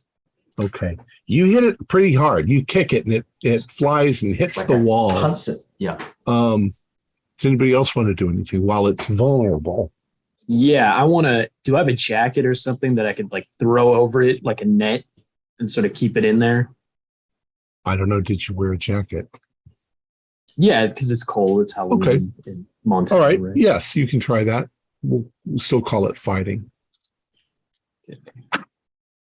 05. Okay. So you throw the jacket over it because you're going with your jacket. So you kind of pin it to the ground, wrap it in your jacket, and you can feel it squirming and tearing and trying to get out of your jacket, and it will eventually rip its way out. What do you want to do? It's a rat. Does anybody have like a box or something? Smash it against the wall or something. Is there like It's a human. I'm not gonna kill it. Let's put it. Can we put it in a bag or something? Is there Well, it's wrapped in here. There's no in- bags in here, but You need a box because it can chew through anything. there's not really Smash any it with the boxes. Did anyone bring like a pack? Oh wait, that's still the same thing. Like a Yeah, pack. Roger did. I mean, you've got a poker and a baseball brought a- bat. Bag of marbles. I could Are empty can out you- the marbles. you gonna make the rat trip?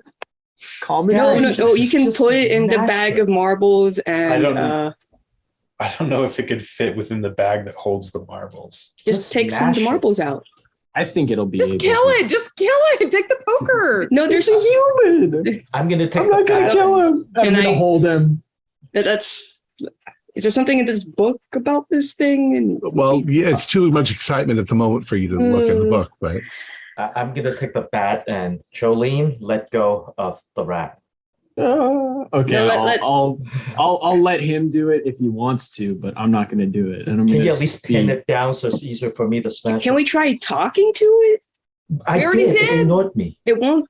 it's not calming down. It's trying desperately to tear open the jacket, and probably you can hear the ripping of fabric as it's desperately trying to.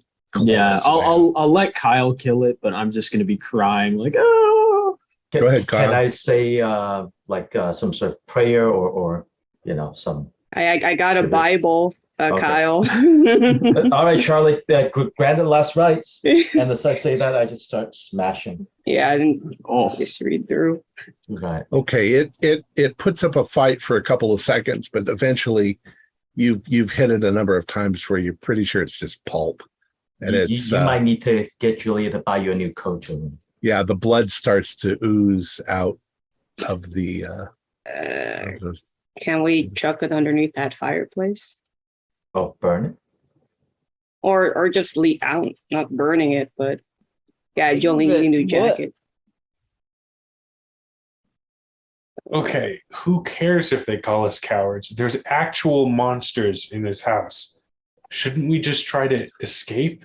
Oh, we should take it. Harry, this would be a scientific discovery. I'm We haven't heard from Roger in a couple of minutes. He don't doesn't I bet like that was him, Roger. But Wait, what? no, rat? I don't like Roger. Come on, but if he was transformed into one thing, it we're would be a all going rat. to get He into doesn't have trouble glasses. if Roger. If Roger got hurt, we're all going to get into trouble. So I don't think we've heard. for that encounter. You Quite a should all few do minutes. sanity rolls. Okay. Yeah. Oh, wow. That's a fail. Extreme Ooh, Extreme pass. success. Okay, Charlotte, you're nonplussed by the whole thing. Anybody fail? Just do a 1d. Well, do 1d4 for failing. It's pretty upsetting. Okay. Charlotte. The book, when it flies off the shelf and hits the ground, almost doesn't survive the tumble. It hits the ground. The spine of the book breaks. The cover flies off. Pages sort of have scattered where it's broken. The binding is all damaged. A large portion of it is water damaged, you can see, and a large portion of it just sort of crumbles from the damage. You can see maybe rats have chewed on it and stuff like that. But the one page that sort of opens to, you're afraid almost to touch it because it might just crumble into pieces. It looks like this. Guys, look at this page. It says, "You made a pact with the dark man who has many faces and forms." Oh man, it's like an Evil Dead. This looks so sweet. Harry, you can do an intelligence roll. So you're looking at it. That's actually an 87. So 87 over 75 is a fail. Okay. Well, the one thing that you can tell is it's written in kind of an older English. Do you want to keep reading it out loud? I'll read it since I was the one. We made ye pact with the dark man who has many faces and forms, that wisdom and life shall be thine beyond all imaginings. Your flesh of ye immature is that which is most pure, for it in wheels fewer of ye taints, that age, experience, carnality, and sin impart upon it. Said flesh can be consumed raw or cooked, though he tends to removeth some of ye sweetest flavors of innocence and incorruption. Such repasts impart upon ye fester ye vitality that be contained in potential within ye child's flesh. Tribute will best given to that dark man before each such feast, that he might eke gain benefit from it. I'm sorry that the red is kind of hard for me to read. So the pardon, can't really read that. His children shall I bear it as the cost of his pleasure and as a most wondrous gift that all shall see and bear witness. I just couldn't read that other one that's in the red because I think it said, may pardon make the sons weak with something beest fortified therein. okay. Thanks. So what is it saying? That I think it's talking about eating kids. Yeah. And bearing their children? something about the Dark pact with the ones. dark man. So you eat kids and you bear the dark man's children when you give him blessing or worship before you eat, and you should eat them raw. That's not right. Guys, the bone that Harry found, the candles. I want to go home now. I think I agree with you. I think it's time we go home. I wonder if the rat counts as a child. Maybe we should eat him. No, we're leaving, Jolene. Let's go. I'll buy you a new jacket. That one wasn't much of a loss anyway. And a burger, if you're that hungry. Oh, yeah. So what are you going to do then? I'm going Go to back roll up. upstairs. I'm going to roll up that page and actually keep it. That's what Charlotte's going to do. And Oh, it won't roll up. Once you roll up. lift it off the ground, it just crumbles. crumbles. Okay, well, in that case, should we try to get Roger and try to convince him that, hey, maybe we should not be in this house any longer? Screw Roger. We'll just beat him up. Yeah. I'm kind of with Jolene. Let's just beat him Make up. him and get tell the us key. where the key is. Or just break down the door. Well, yeah, With that's bats true. and pokers. He's the one who Let's locked go. us in Let's the first go. place. Get Yeah. out of here. All right. Right. So you gather your wits about you and you step back out into the workroom. And from the workroom, you get to the sort of underground archway that leads back towards the cold room where the stairs are. And standing over by the entrance to the cold room is Roger. And he is smiling at you. And he has a butcher knife in his hand. Oh. Very funny, Roger. What Get are you him! doing with that, Roger? Nope. Get him! I'm going to hit him. You're going to hit him? Yeah, I'm going to go after him. All right. I dropped my dice. All right. Roger, you stupid idiot. 31. I'm going to spend 1 point of luck to succeed. Okay. And he is attempting to dodge, and he succeeded. Okay. So you swing at him, and he sort of dodges. Then he's going to try and swing the butcher knife at you. Jesus Christ. All right, I will, I guess, fight back. I will Okay. attempt to hit his arm with my bat. Okay, go ahead. No, 60. Okay, he got a 23. So as you swing and so forth, and you try to hit him with your bat, he swings that butcher knife and it catches your arm and cuts you open about 4 inches, doing a couple of points of hit points of damage, and you are bleeding. What is everybody else going to do? What the hell is wrong with you, Roger? This isn't funny anymore. Yeah, it's not funny anymore, Roger, and I'm gonna go. No, he's cutting people. I'm gonna take the poker and go and swing at Roger to have him back up from Jolene. Okay, go ahead. All right, 17 over 25. Okay, you did better than I did. So you bring the poker down onto it, like maybe across his shoulder, or you could do it that way. Yeah. You bring it down right on his head. What is the damage? I've got the damage here somewhere. What should I roll for a poker? 1d8. Oh, wow. Let me find a D8 or something. Yeah, it's a sharp piece of metal with a hook on it that you're bringing down on his head. Okay, that's a D8. All right, 5. Oof. There is a nasty crack sound.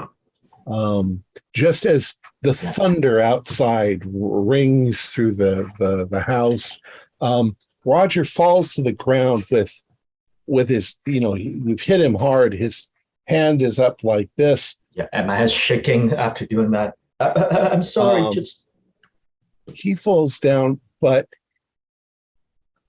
you don't see any blood. And he goes, "You fucking idiot. What are you doing hitting me like that?" Can I take the knife away from his hand while he's down? You can try. Okay. Call that fighting you still. Again? Okay. All right. I'm going to spend 4 luck to pass. Okay. You kick it out of his hand. Yeah. And he's like, "You fucking idiots." And as he moves his hand, you have visibly cracked into his skull. And there are bugs, spiders, and cockroaches climbing out of his skull. You can all do sanity rolls. Fail. I failed every sanity roll. Whoa. Yeah. Success. Fail. Oh, am I still saying after that? Creepy. I'm going to say 1d6 for that one. Ooh. That's 6. The full 6. 6. Ooh, me too. How much for a pass? Just Yeah. 1. I also got a 6. If you got under 4, then you said how much? 1d4 if you passed. If you got 5 or more on your sanity, roll a 1d8. All right. That's 7. 3. Okay. Kyle, roll a 1d4. Okay. 2. Kyle, you begin to cry like a baby. You're terrified, backing away, and cry like a kid. Yeah. I'm sorry. Julia, roll a 1d4. 2.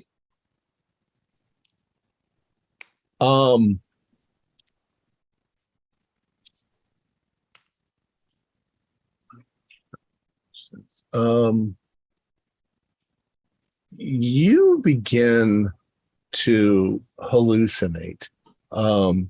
You think that Roger is turning into some kind of lizard thing that doesn't bleed, and bugs are coming out. Well, you can see the bugs coming out of his head. All right, I'm like running for the front door at this point. Then, lizard! Well, lizard! You got to run for the door going up to the kitchen. I mean, the stairs. I didn't realize you guys are still in the basement. Stairs. Oh. What are the rest of you going to do? Harry and Jolene. I'm gonna Charlotte. finish him off, and if I could take a candle, I'm gonna set his clothes on fire or something. Wait, Jolene, you're really gonna do that? He's a bug man. I'm just more like, how is he a bug man in the first place? This isn't right. All right. So Jolene, go ahead and do what are you using? Your baseball bat or or the poker? The bat. Oh, that's right. He's got the poker. All right. Go ahead. 27, so regular. And he got a 97. So he's lying there. He can't really defend himself. You bring that bat down onto his head.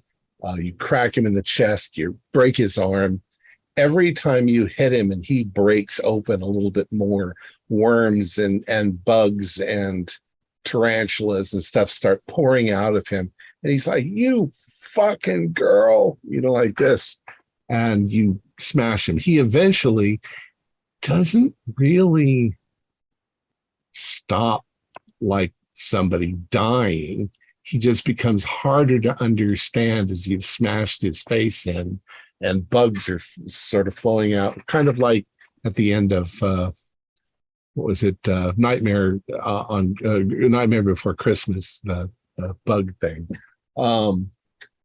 But he's twitching and bugs are coming out. What do you want to do? Can I set him on fire with a candle? You can try. Okay, I'll try to do that. I mean, at this point, you guys are probably freaking out. Yeah, Julia's run upstairs. I'm just crying now. Is there? Kyle still has the knife, right? Or I kicked it away. What Charlie's gonna do is gonna take the knife just in case and trying to calm Kyle down. Like it's sorry. I'm sorry. No. Let's get out of here. Jolene took care of it. Terry, let's go. We need to get out of here immediately. It's okay, Kyle. And he's just trying to turn Kyle around so he doesn't see anymore. Just try to shove him upstairs. So shouldn't we go get Julia before we leave? Oh, Julia's already up there. Yes, she fled. I'm running for the upstairs. exit. Oh god. Yeah. Okay, so you guys, I assume you're all going up except Jolene at the moment is trying to set him on fire. How are you going to try to set him on fire? So he was wearing clothes, right? Yeah. Like, are they like wet? They're Or like raggedy dry? clothes because he was dressed as a zombie. Little did you know. You have that He was a firecracker zombie. thing too, right? You have the firecracker thing too. Oh, that's true. Yeah. Okay, so I'm gonna light one of the firecrackers with a candle and like stuff it in his face. And then I'm gonna run up the stairs and sort of or I'm gonna back up and then wait for it to blow up. Okay. It goes off like a little piece of dynamite, obviously. And just before it goes off, you hear him say, "You fucking sure," and then his head explodes and goo and worms and cockroaches go everywhere, and his body goes limp as you run up the stairs. All right, so you've run up the stairs into the hallway. You're heading for the front door. Yes. Okay. Julia gets there first. She runs up. She gets to the front door, and you realize that these are big, heavy oaken front doors, and they are locked. What are you going to do? I'm still in a state of panic, so I'm probably just throwing myself at the door at that point, Okay. just trying to get it open. So by the time you guys come up, she's throwing herself at the door violently, trying to get it to open. Am I done crying yet, or am I still? You're supposed to be crying for 1d10 rounds. Okay. So you can roll a 1d10 and see how fast you're going to recover. Is there a window nearby that looks eminently breakable? Oh, they're boarded up. They're all boarded up. Yeah. Got a 2, so I should be done crying by now. All right. Yeah, you're done crying, but you're still sad. You're still upset. How about we break the doorknob? Or the walls. Usually they reinforce the door frame, but the walls themselves, maybe with enough fireworks, we could just break it. It's empty inside. Well, It might get on fire. Never mind. I think we could go up to the cupola on top because that's just like a crow's nest kind of thing, and just hop onto the roof and get out. Blow up the door. Don't you have another firework, Jolene? I only took one. Find the backpack. Oh. It has a bunch of fireworks. You can't pick locks. Can someone pick locks? What's the role to pick locks? And this is an old timey thing as well. I'm just thinking, Jolene, you should smash the doorknob and break it. Okay, I'll try that. Hit it with the bat or something. What are you going to use? Okay. You want to use the bat or the poker is iron or metal? I'm gonna go find the backpack since like we know there's firework in it. Okay. You're going to go by yourself back into the heart of the house. I'm grabbing Harry. Harry, come with me. I don't want to do this alone. We'll give you guys one of the, bludgeoning instruments we're not using. Here, Jolene, just have a knife with you, just in case. Here. Okay. Julia and Harry, you go running through the double doors back towards the parlor. You see the backpack still sitting there. I think it's on the ground by now because you guys kind of went through it. When you look inside, there must have been only the two M80s. You don't see any other fireworks in there. And as you are looking, there is a crashing sound from behind you, and the two doors leading into the hallway slam shut, and you seem to be trapped in this part of the house. Is there a window in this room that's boarded up? Yeah, there are. Yeah. Is there any way I can find some sort of makeshift tool to try to wrench out the nails of the? What would you suggest? We'll do a notice roll, see if there's anything in here. Oh, that's a fair. Yeah, There's like butler passages you mentioned earlier. Those were only in the kitchen. Not in the parlor. They're in the dining room. I mean the dining room. Got it. Okay. I'll throw myself on the door a couple times. Yeah, now we're like, jiggling the doors. It's a little bit rickety, but it's still holding pretty good.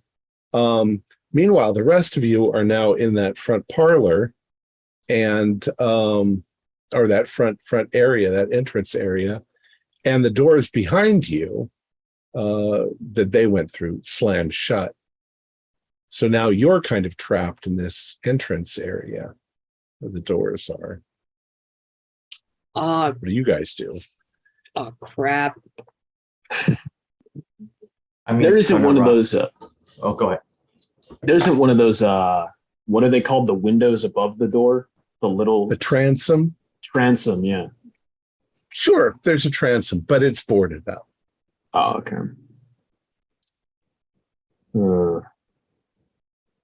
Well, we can't leave without the other guys. That's just immoral.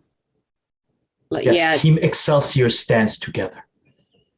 Shut up, Kyle.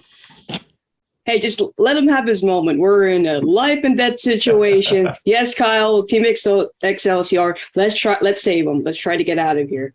I'm going to take the, whichever bludgeoning tool that Julia isn't using, and I'm going to go and swing for the doors, blocking us, screaming, of course, Excelsior! And I'm going to start slamming. You're the ones going back into the house? Right, the ones that are blocking like between us and them. Yeah.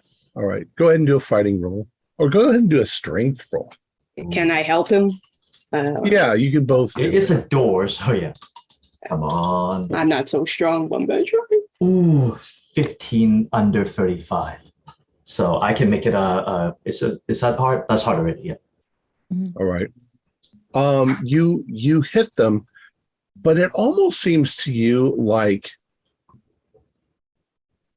you didn't break them open. They just suddenly opened for you right as you were swinging.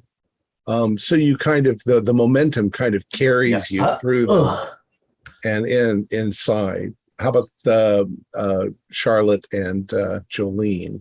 Oh, I was trying to help him. Okay, you were trying to help him. Yeah. So the two of you, as the door swings open, you fall into the hallway. And The door is immediately slammed shut behind you again, and Jolene is now trapped by herself in the entry area. Lord have mercy. No, Jolene. Jolene.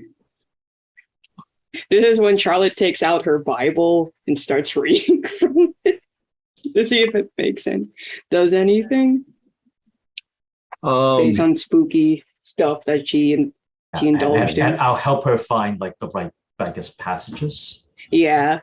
Yeah, with my spooky. So you feel slightly less terrified. No, you really don't. The Bible offers you no comfort whatsoever. Nope. Oh well. Jolene, as you are trapped in there for a moment, all by yourself, you hear numerous things crawling through the walls, and suddenly what comes into the room through some of the holes, the cracks in the room, are a number of animals. You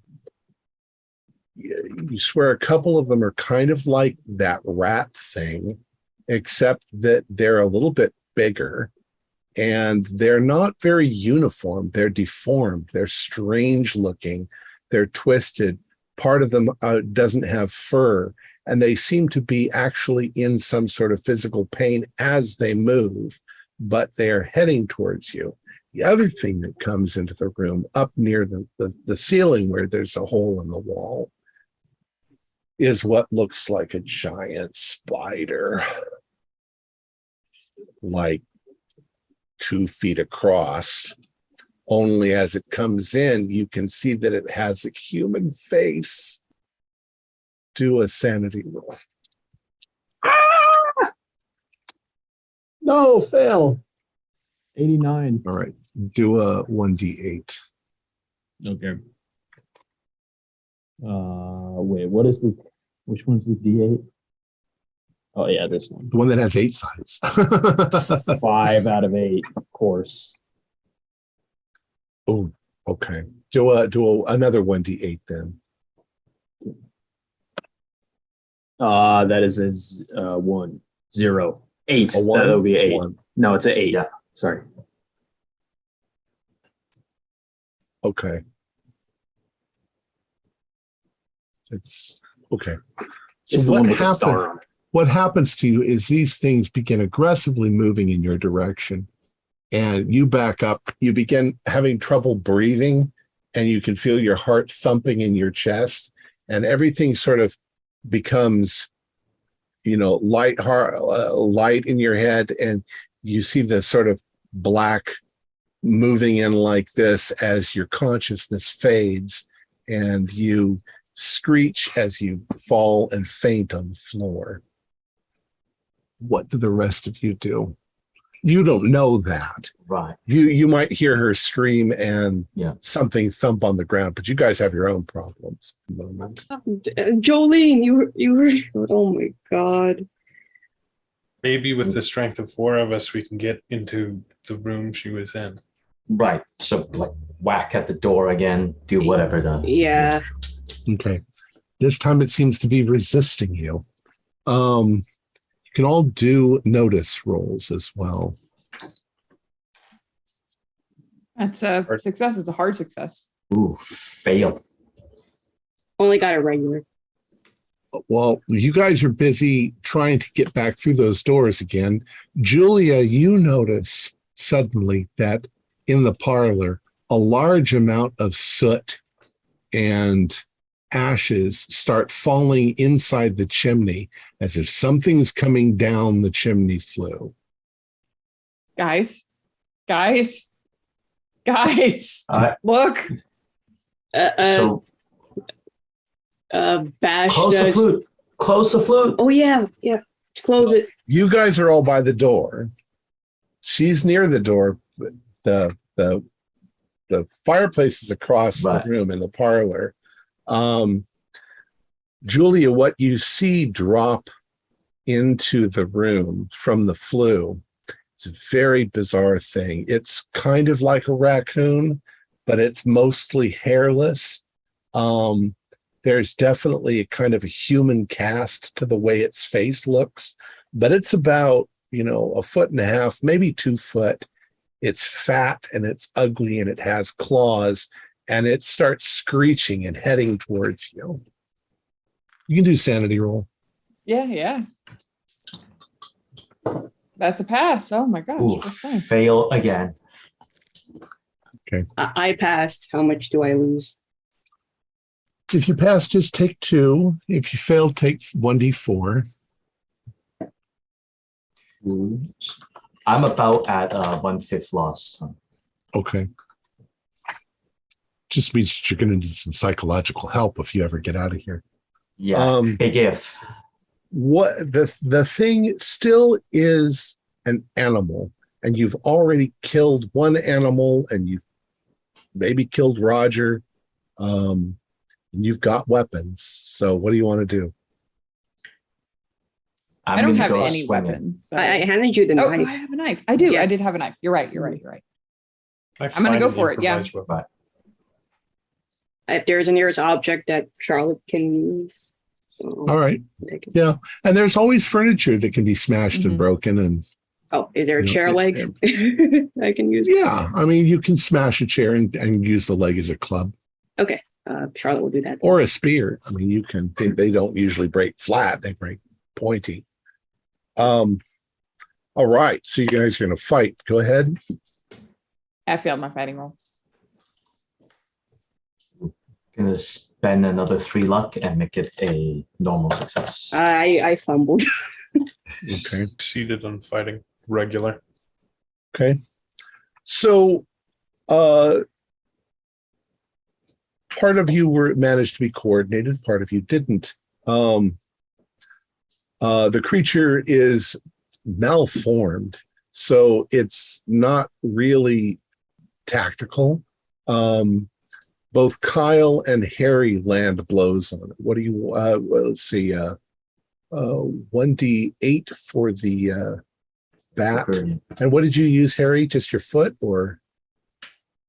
I was saying if I could find any improvised weapon, I would use that. But Okay. Well, say you grabbed a chair and you smack it with the chair. I'd say you hit it 5. hard enough. That's also 1d8. 5 for me, Tom. Okay. oh, 8. Oh, wow. So it takes you a couple of whacks, but you hit it and it starts to weaken. It's not able to put up a defense. And just before you lay your last killing blow on it, it looks up at you sort of with pleading eyes, and it says, "Mama, Mama," and you dispatch it. Can I take a sanity roll? Yes, That's do a messed up. sanity roll again. Please. Oh, and I keep failing. Okay, Pass. just I failed. take I'm a like, couple of points of damage if Alright. you failed. Yeah, Okay. I'll take 4. Yes, that's messed up. You do have the mechanic in this where you become inured to the. You Oh, keep to the seeing the bomb. same things. It doesn't have the same Right. effect on you. Yeah. What do you want to do? We've got to get Jolene. Yeah. We've got to get Jolene. Please. Gotta just get out of Jolene. here. Yeah. Is there You, any other way out? Like if we look around, is it just that door? Like is there any passage, like a broken wall, whatever? Well, where you are, you've got the parlor, the dining room, Right. the stairs going up. You've got the family room, the kitchen, and the back. So where Jolene was, she just had the front door. How thick do you all think the walls are? Because the doors might be, closed, but if it's like not a load bearing wall, we could probably just smash through it. Wouldn't it risk, because how crumbly this house is? The house starts falling apart. Maybe We're- we'll be able to find an exit at that Yeah. point, though. Well, that is true, but we have to do that fast. Let's do it for Jolene. Let's do what we can. Jolene. Yeah, for Jolene. Yeah, for Let's Jolene. And like I said, smashing the walls as opposed to the door, right? Like the fragile wall, the one that looks the most holy. The walls in this place are lath and plaster.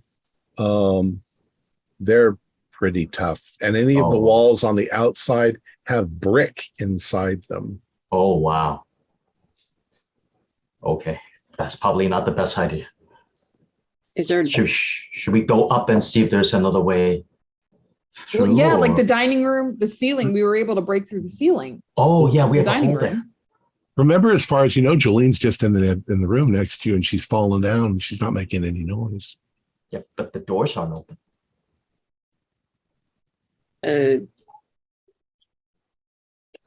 I'm just. Is there a way to I'm break not the playing doorknobs? your parts. Well, these doors, I said, these doors are kind of flimsier. Yeah. And it's not like the front doors. Right. Can we keep trying to smash it? Because Yeah, let's just the try to first Just time try it with didn't work. with all of Yeah. our improvised. There's Right. there's Yeah, four more or of less. you. So Yes. yeah. Okay. So you guys all sort of take a running push and you bash into the doors and they fly open. And when you step into the front hall, you look around and you can see there's been some damage. A lot of the lath and plaster on the inside has been pulled away from the wall, and Jolene isn't here.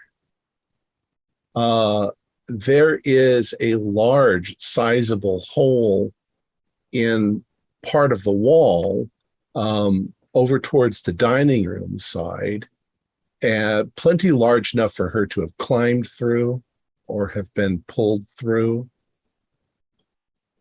You can do a Alright. notice roll. Yeah. Guys, they took Jolene. No. Ooh, pass. 14. Pass. Okay.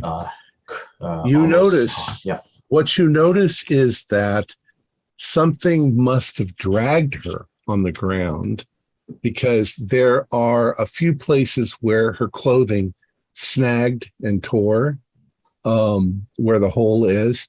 And there's a couple of drops of blood because she probably snagged arms or something as she Mhm. was pulled through the hole. But there is a clear path that you can see. And she was cut earlier too by the knife. So I bet Yeah. that That's the trail, correct. Yeah. So there's Let's go. Right. Yeah, All right, that's- let's follow the blood. Let's do it For Jolene. for Jolene. Yeah. For Excelsior, I mean Jolene. For Excelsior. Kyle, You for can Excelsior. see that she was dragged into the dining room. She was dragged under the table and across the room to where the butler's closet was. And when you look in there, you can see that there is a small door on the back side of the butler's closet that opens to the stairs going down into the basement. Jolene's been pulled down there. Not The there basement again. again. But we have to. We have to. You're right. We have to. It's just. Okay. Just think for Jolene. We'll get her out. And we'll All right. we'll Yep. be let's yeah, go. we'll make it. We'll make it to November. We'll make it to Okay. November. It's I think okay. we're For already. in Jolene. November. Yeah, I know. Let's survive this night. Yeah. For Thanksgiving. You follow the place where Jolene has been dragged, and because she was dragged, there's quite a swath in the dust and dirt on the floor where she's been pulled. Not so much blood. She doesn't have enough wounds to make that much blood. But she is dragged through the coal room, past the furnace, and to the workroom. And it looks like she's been pulled through that grate on the floor down below. So you didn't know that the grate could be opened. Jolene. Jolene. Jolene, as you begin to regain consciousness, you're very sore, as if you dropped from a great height. It's dark. It's pitch dark where you are. It smells really bad, but there is a faint crisscrossy pattern up above you in the ceiling, and you think you can hear your friends calling out your name. You realize that you're looking up at a grating in the ceiling about 10 feet above you, and then you see your friends' faces appear. You've fallen in this hole. You can't see anything in here because it's pitch black. So you don't know how big it is. Flashlight down at Jolene. Hello. Heads up. See if you hit her with it. Yeah. Oh, All right. Come on. Fucker. Fighting brawl. What? All right. Come on. Whew. Actually, All I right. should have Jolene see if she can catch it. Okay. We'll call that a gym class. I don't know. Uh-oh. The answer is likely no. Yeah. Catch. Maybe gym class. No, I failed. Okay, your flashlight hits the ground, and Yeah. Kyle, why don't you do a luck roll? Oh. My luck that I already used up most of. All right. 15 under 38. Okay, so it Yes. doesn't smash the light. Yes. So it rolls next to you, Jolene, and you're able to grab it. Okay, I'll look around and see what sort of disgusting The Ring style well I'm in. The area seems to be like an old. It makes you think of an old sewer. It's propped up with stone, like large stones in the wall, and it's basically a tunnel. Though you're at one end of the tunnel, and it goes off into the darkness, into the there I said it, into the darkness. You can't see any farther than that, and it smells bad. It's cold. It's damp. There's moisture on the floor. And there are noises like things crawling around. And after what you saw, you have a very good idea what might be crawling around down here. Okay, and the wall is like it's like a well kind of thing. Going up to the grate. Yeah, the hole is there's actually nothing right. There's like no way to climb up. Yeah, and the walls are probably too slippery anyway. Yeah, they're damp. They're a little rough. There might be a way to climb up, but it wouldn't be easy, and you'd very likely slip and fall and hurt yourself. Do either a nature or a science class. I'll do nature because my science is horrible. 06, and I have like Nice. 60 nature or something. There's a slight breeze down here, which might mean that there is another way out. Guys, I think there's another way out up here. Down here. Should we come down? We need to ensure that there's a way for us to all get back up if we're all going to go down. I'm just wondering how far down is it down there? It's about 10 Well- feet, you can see. Oh, okay. That's not too bad. Maybe we could tie something. But I don't know if we have any rope. We can use our own clothes. Clothes, yeah. Clothes. I have a jacket. This thing's disgusting now. Is there something we can tie our jackets to here? Like Or with a support? crate or something? Oh yeah, that's Oh, true. yeah. Great. Well, you have to open the grate to get through it. So, but you could, I don't know, if you figure it out, you can do it. Okay. Let's pull the grate back, take it off. Should tie some stuff together. Yeah. Our jackets, maybe the guys' shirts or whatever. Yeah. Roger's clothes too. Oh yeah. Oh, yeah. Yeah. With all the bugs. Stupid though. Roger.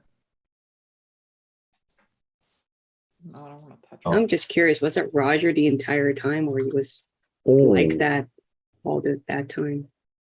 you guys have been kind of panicked the last few seconds. None of you noticed that Roger's not there. Is this close? What's though? left of Roger is not there. It's time to go. Oh, It's yeah. time to go. Forget it. Alright. Let's do this. I'm Let's not get worried out of here. about I'm not worried about making a trail anymore. Let's get out of here. All right. So we tie our clothes to the grate and go down, right? What should we roll for I'm- that? Like fix stuff? Honestly, after I Science? notice Roger's missing, I'm probably just jumping in. Oh. Like I'm not thinking about it. I don't know. You decide for yourself, but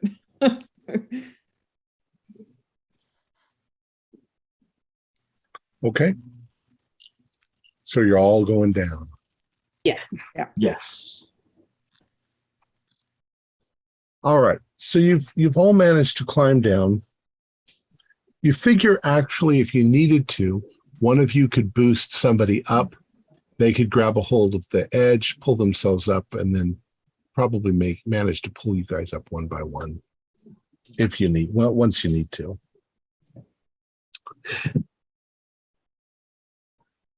The tunnel goes off into the distance. This floor in here is, I mean, this ceiling is only about 10 feet high. It seems to get kind of tighter. There is definitely water trickling down here, and you can hear the squeaking of rats and things like that as you're moving along. But the tunnel suddenly opens into a large, irregular shaped room. And there are things in here.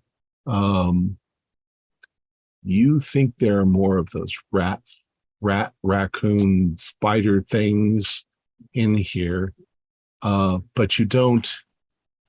It's very quiet. It's very dark and shady, it's almost pitch black. You would be able to kind of sneak if you were careful. Okay. let's do it. Yeah. There is. Noise. You can see that there are a couple of places in the walls where the stonework is different. It's like brick, and there is water leaking out of them, making pools on the ground.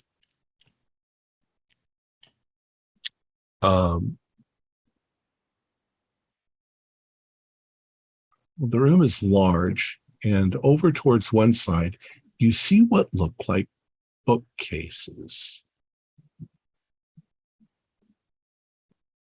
Here down Is- in this hole. Down here in this, yeah.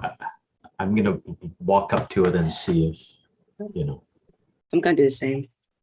Okay. Why is it there?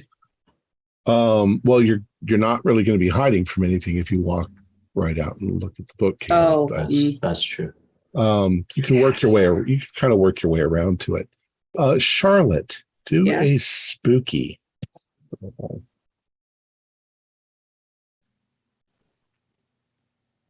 Fail. Okay. There's something on the shelf, but you can't quite remember. You think it's an occult thing, but you can't quite remember what it is. It looks like a hand or a candle shaped like a hand, but you can't remember what the hell that is.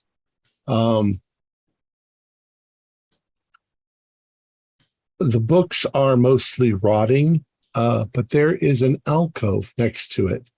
I would like everyone to do a power roll. It's a fail. Pass 53 under 55. Raise your hand if Awesome. you failed. Okay, Charlotte and Julia. Charlotte and Julia. For each of you, something seems vaguely familiar. about this place.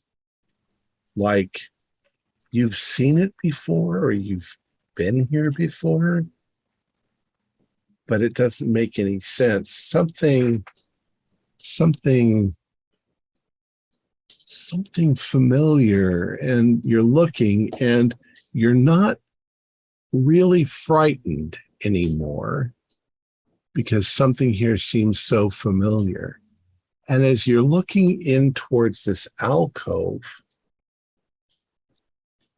as your eyes get used to the light and you're sort of looking into the darkness there I said it again. There's an old woman sitting there, and it looks just like your grandma. She used to tell you stories, but they weren't really scary. They were kind of fun. And your grandma is sitting there on a chair, and she looks up at you and she says, "Oh, my dears, come to Granny, dearie. Let me give you a great big hug." Because you failed, you really can't resist. You're going to start moving in that direction.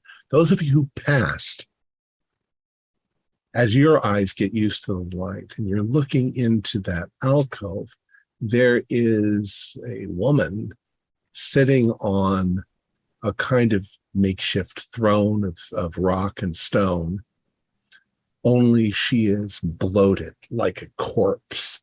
She's got growths and tumors all over her body. Her hair is long and white and scraggly, and her eyes have been clawed out of her face. Ooh. And you can see that her rotting teeth, she has bugs crawling around her.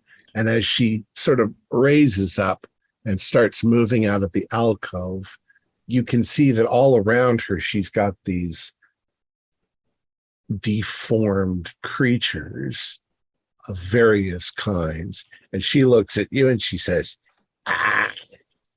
"Come to Granny. Give us a big hug."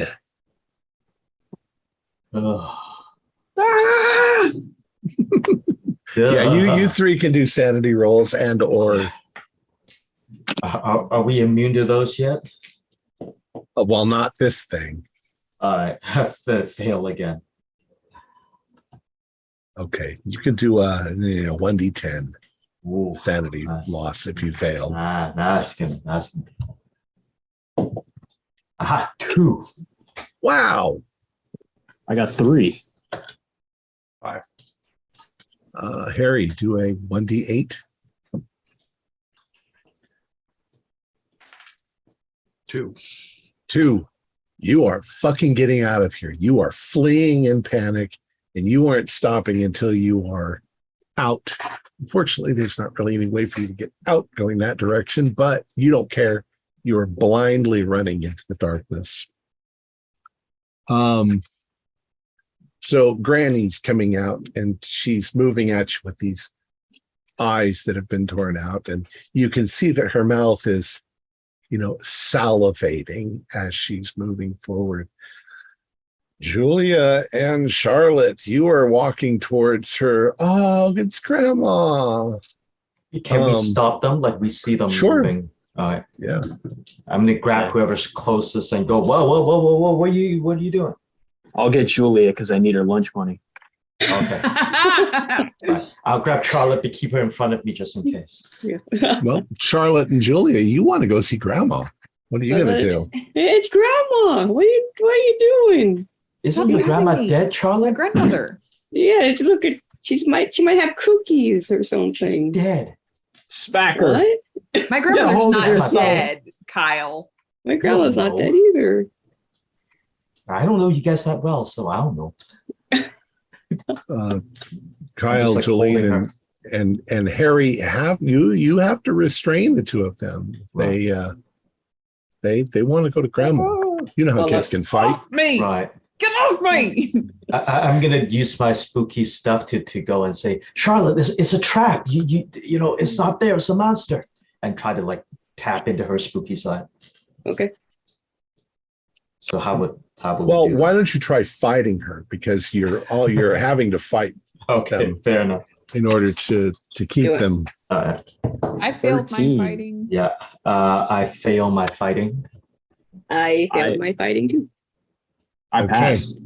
Oh, All right. Jesus. So the Bunch of four of kids. you are kind of fighting, yeah. And Granny is still walking in your direction. She raises her hands up into the air, and as she does, the candle in that looks like a hand suddenly lights on fire. There are flames coming from it, and you begin to feel like you can't move. You can all do power rolls.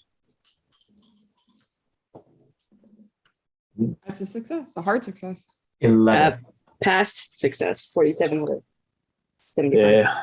I'm spending the luck to make it. 6 luck. Okay. If you make it, you can resist this urge to stand still. And as a result of this feeling, Julia and Charlotte, you start to come out of your hallucination. Y'all can still hear Harry. He's all the way back where the oubliette is, and he's jumping up and down trying to get out. Do we notice the glory hand? Do we notice like it reacting? Well, at all? it's just burning, but Okay. But we don't like notice anything weird about it, except it's Right. burning a bit brighter. Okay. and Granny she says, "Oh, stop resisting, children. You're going Get to my- be delicious." As Get she my moves towards- iron and start like whacking at her head again. It's like, you're not my grandma. Well, we have weapons. I'm going to run over to the hand because I want to use it to feed it to her and flame her up. Right. All right. So, Kyle, you're going to try and attack her. Yes. Go ahead and try. All right. I figure she's kind of big and unwieldy, so She's big. Yeah. Yeah. Okay, I'm gonna spend 10 luck to make this a hard. Okay. Well, your 10 luck to make it a hard just matches my hard. Okay. So you bring the thing down on her, and she grabs a hold of the iron. Her other hand goes out and grabs a hold of your arm. And when she touches you, Yeah. it suddenly looks like your grandma. Like, why are you attacking your grandma?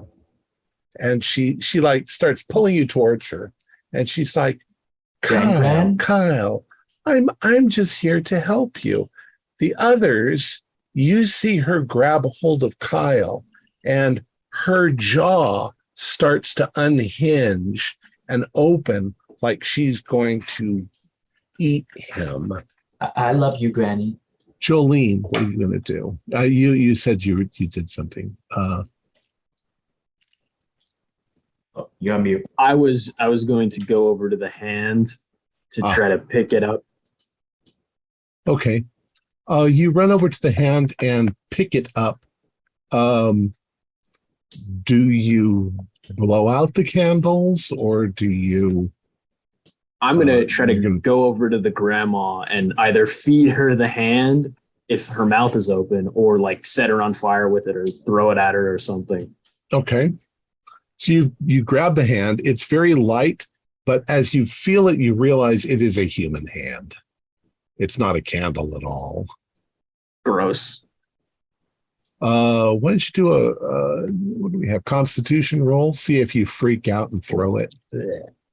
My best stat. You had to say it, didn't you? Damn it. I got a 98.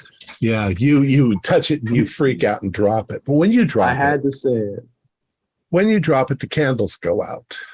And when that happens, you all suddenly feel free to move. You suddenly don't feel hindered in any way anymore. But Kyle, you're just looking into the loving, missing eyes of your grandmother as she is about to eat you. Charlotte and Julia and By now, Harry, you're starting to come to your senses, but you know that something horrible is down there. Can I taunt Grandma to get a distraction? Okay. Yeah. You hear Charlotte yelling, like yelling at Grandma, like, "Hey, I'm tastier than him. Try to get me." Just Okay. yeah. Did you succeed? Yeah, let me do that.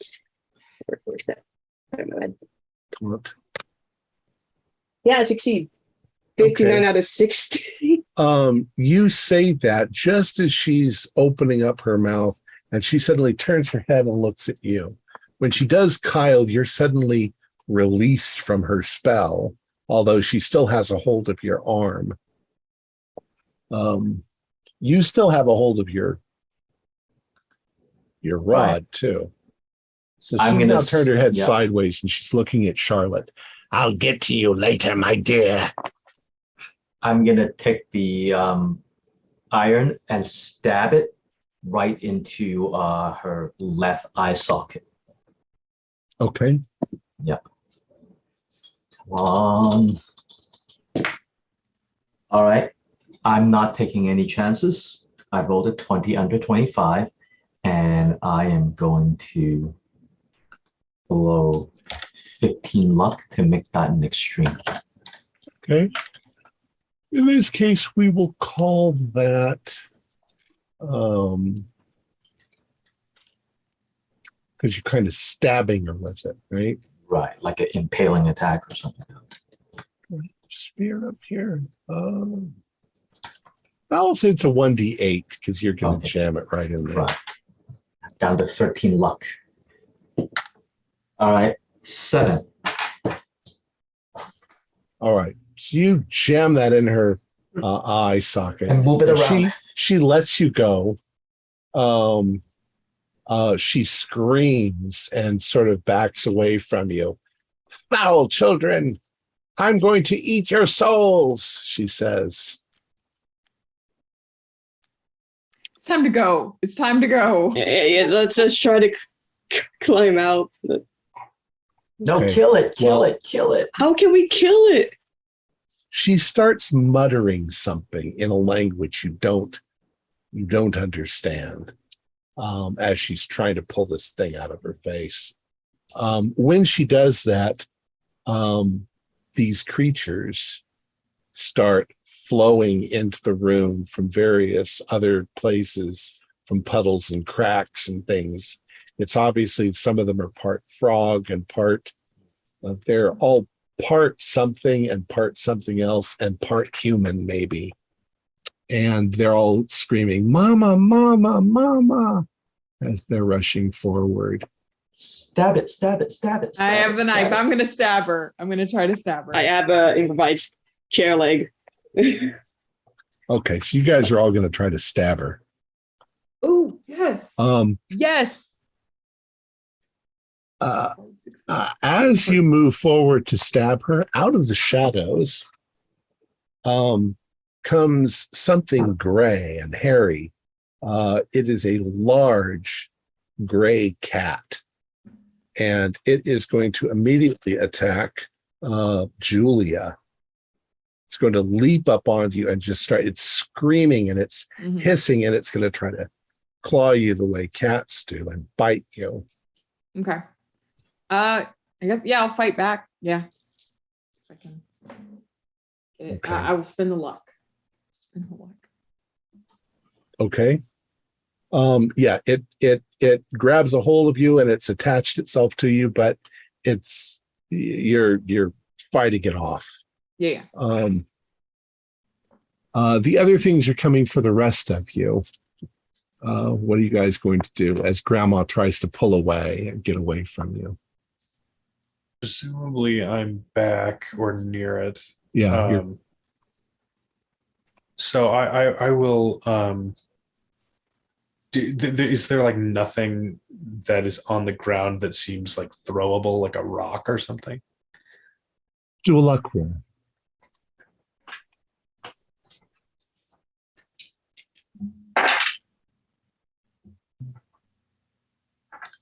It is a 28. So that's a success. Okay. You find a brick, things like that. You'll find those around. You also notice her collection of old books. They seem to be rather frail and flammable.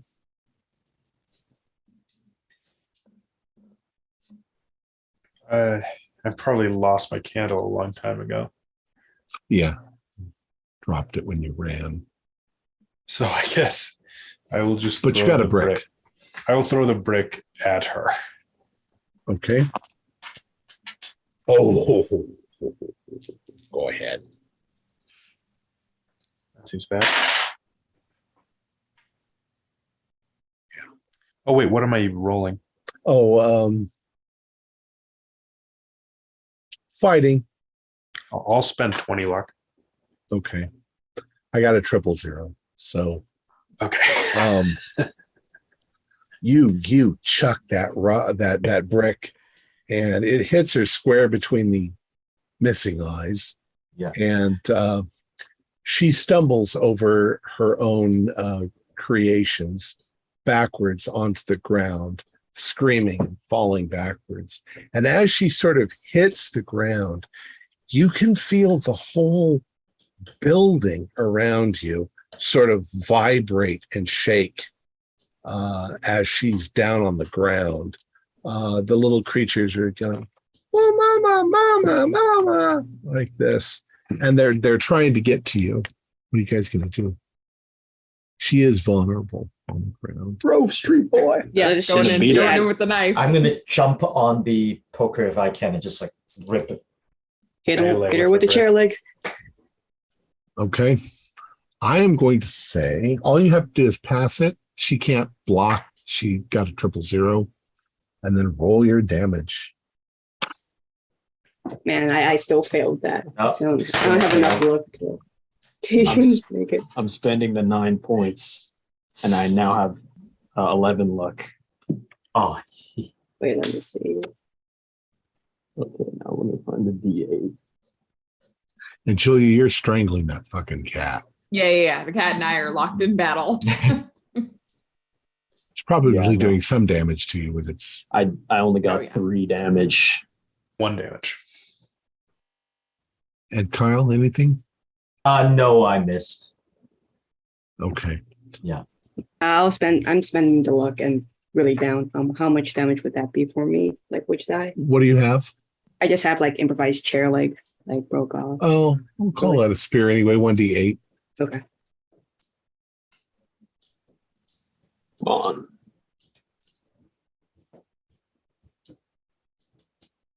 So at this point, we're having the montage where you're fighting off pig Dun, things, dun, and dun, dun. frog things, and I only rolled a 1. Oh, I'll take that. okay. So you're damaging her, and she's struggling on the floor. And I'd like you all to do notice rolls. Nope. 84. I'll spin the luck. Yeah, I got a hard pass. Okay, you don't need to spend any luck if somebody got a pass. Jolene stumbling into the room from behind you is what's left of Roger. He does seem to be composed of bugs, but he's sort of pulling himself together, and it doesn't really have human features anymore. He's all bugs, and he's like, "I'm gonna kill you," and he's heading right towards you. He's still a few feet away. Ready for round 2, Raj, bitch. I'm gonna double down on Grandma while this is happening. All right. Who's got the lowest luck? I have 11. I have Yeah, I don't 13, envy so that. you beat me by 2. Yeah, you beat me. Okay. Well, let's hope Jolene, do a luck roll. I have high luck in real life. I got a 9. Oh, yes. Yeah. All right. So we have a bit of a montage. You guys are swinging bats and irons, and you're kicking and you're screaming and you're twisting around, and Somebody hits Roger, and he almost explodes with bugs, which are climbing around. The other creatures are not very effective at fighting. They're deformed and twisted, and Kyle is repeatedly assaulting Grandma. Somebody brings the butcher knife down on her, and you do this, and eventually she begins to sort of disintegrate. She doesn't really bleed, but she begins to fall apart into pieces, and very quickly she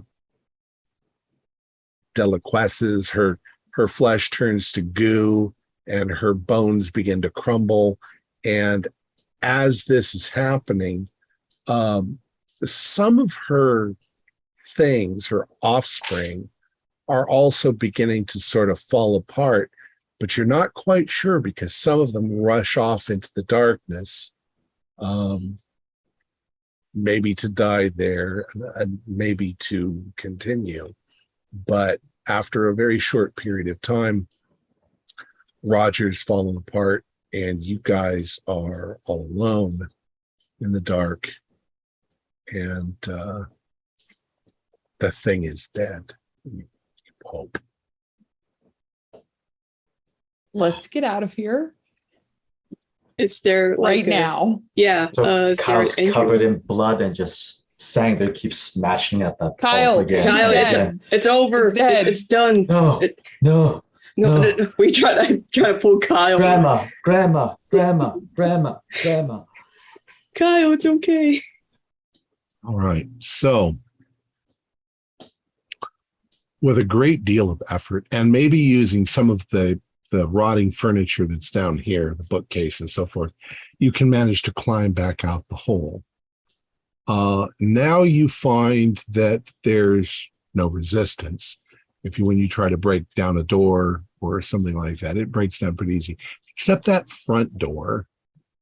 It's so big and heavy, but as the morning rays are beginning to peek up over the horizon, you guys manage to maybe smash off the doorknob and jimmy the lock, and it opens, and you step out into the light after a terrifying night in the Barnaker house.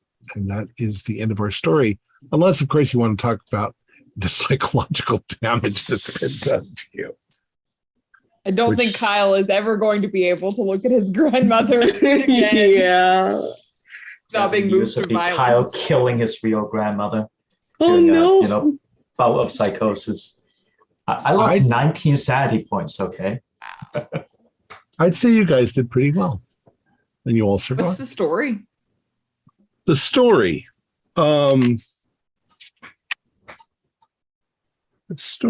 Evelyn Barnaker, that was her. Back at the turn of the century, she made a witchcraft deal with Nyarlathotep. And of course, Nyarlathotep has a kind of sense of humor. He granted her eternal life, but not eternal beauty or youth or anything like that. And the thing that she had to do was she had to eat children. That was her sustenance. But every time she ate a child, she automatically gave birth to one of those monstrosities. You guys encountered maybe half of the monstrosities because you never went to the second floor. But there were bat things up there and all sorts of horrible, malformed creatures. She lived in the house. She did inherit all the money from her husband, who passed away. She moved from Arkham to Montana or Missouri, depending on what. I realize now that MO is probably not Montana, it's Missouri. Yeah. But that was my fault. Doesn't matter. Anyways, she moved there. She set up her house. She had it built. She had secret things built underneath it to accommodate her witchcraft. And she continued eating children. But after a while, when people started to get a little suspicious and she started to age and look rather horrible, she left society. She hid in the house, and eventually she didn't really have to fake her own disappearance. She simply went down into there, and the house became abandoned. She had her familiar, Rastus the cat, and he also lived. As long as she was alive, he lived. He acted kind of like her spy to see what was going on. When you were in the house, and it never happened to you, you never really noticed, but there were mirrors here and there, and she could see you through the mirrors, so she knew what you were doing. The two other owners who had bought the property after it went on the market, their children were eaten as well. So their lives kind of fell apart. They left.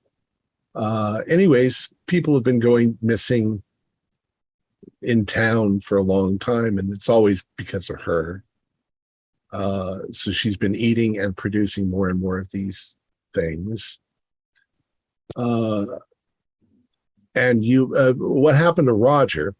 Roger was a normal kid, but about 2 weeks ago, when fiddling around, he got a little too close to the house, and she got him.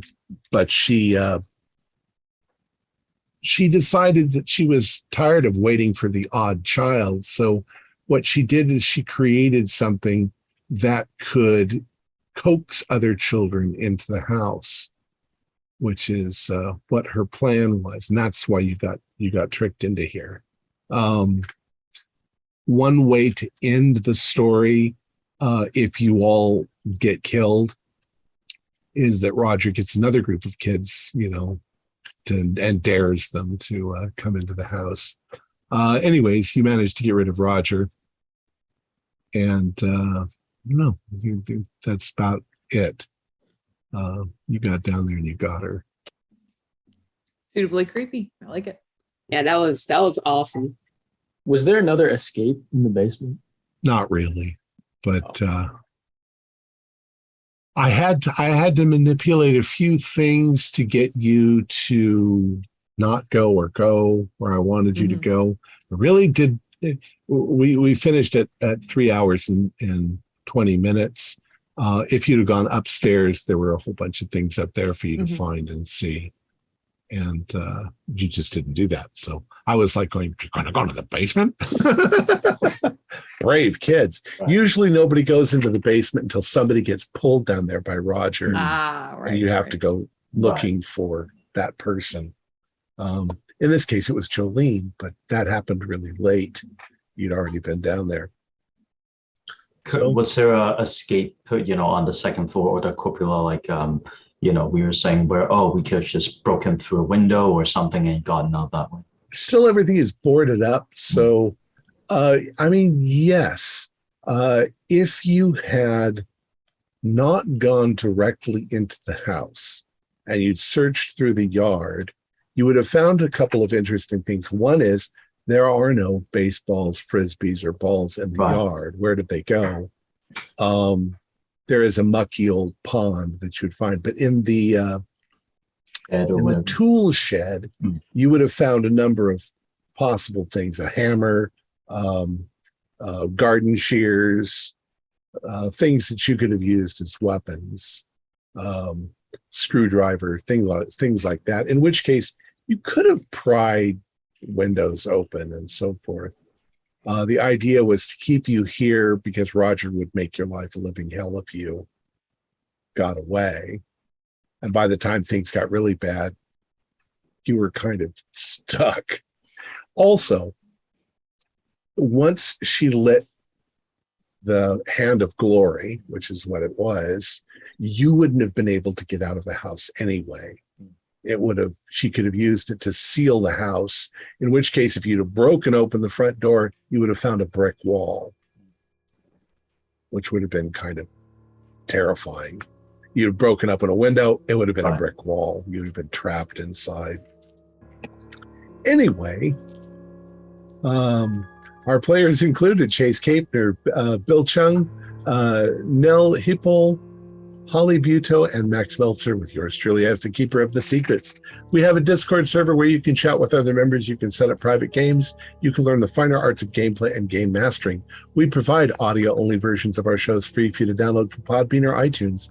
If you'd like to help support our show, please visit our Patreon account. Just $1 a month helps us a lot. Like, share, and subscribe to our channel and punch the bell icon for updates on our latest shows. And leave us some comments. We enjoy reading them and answering any questions you might have. This is Tom Rayleigh, together with all the members of our gaming club, inviting you to journey with us once again into the darkness for another adventure into the universe of H.P. Lovecraft and the Call of Cthulhu role-playing game. Until next time, good luck and good gaming.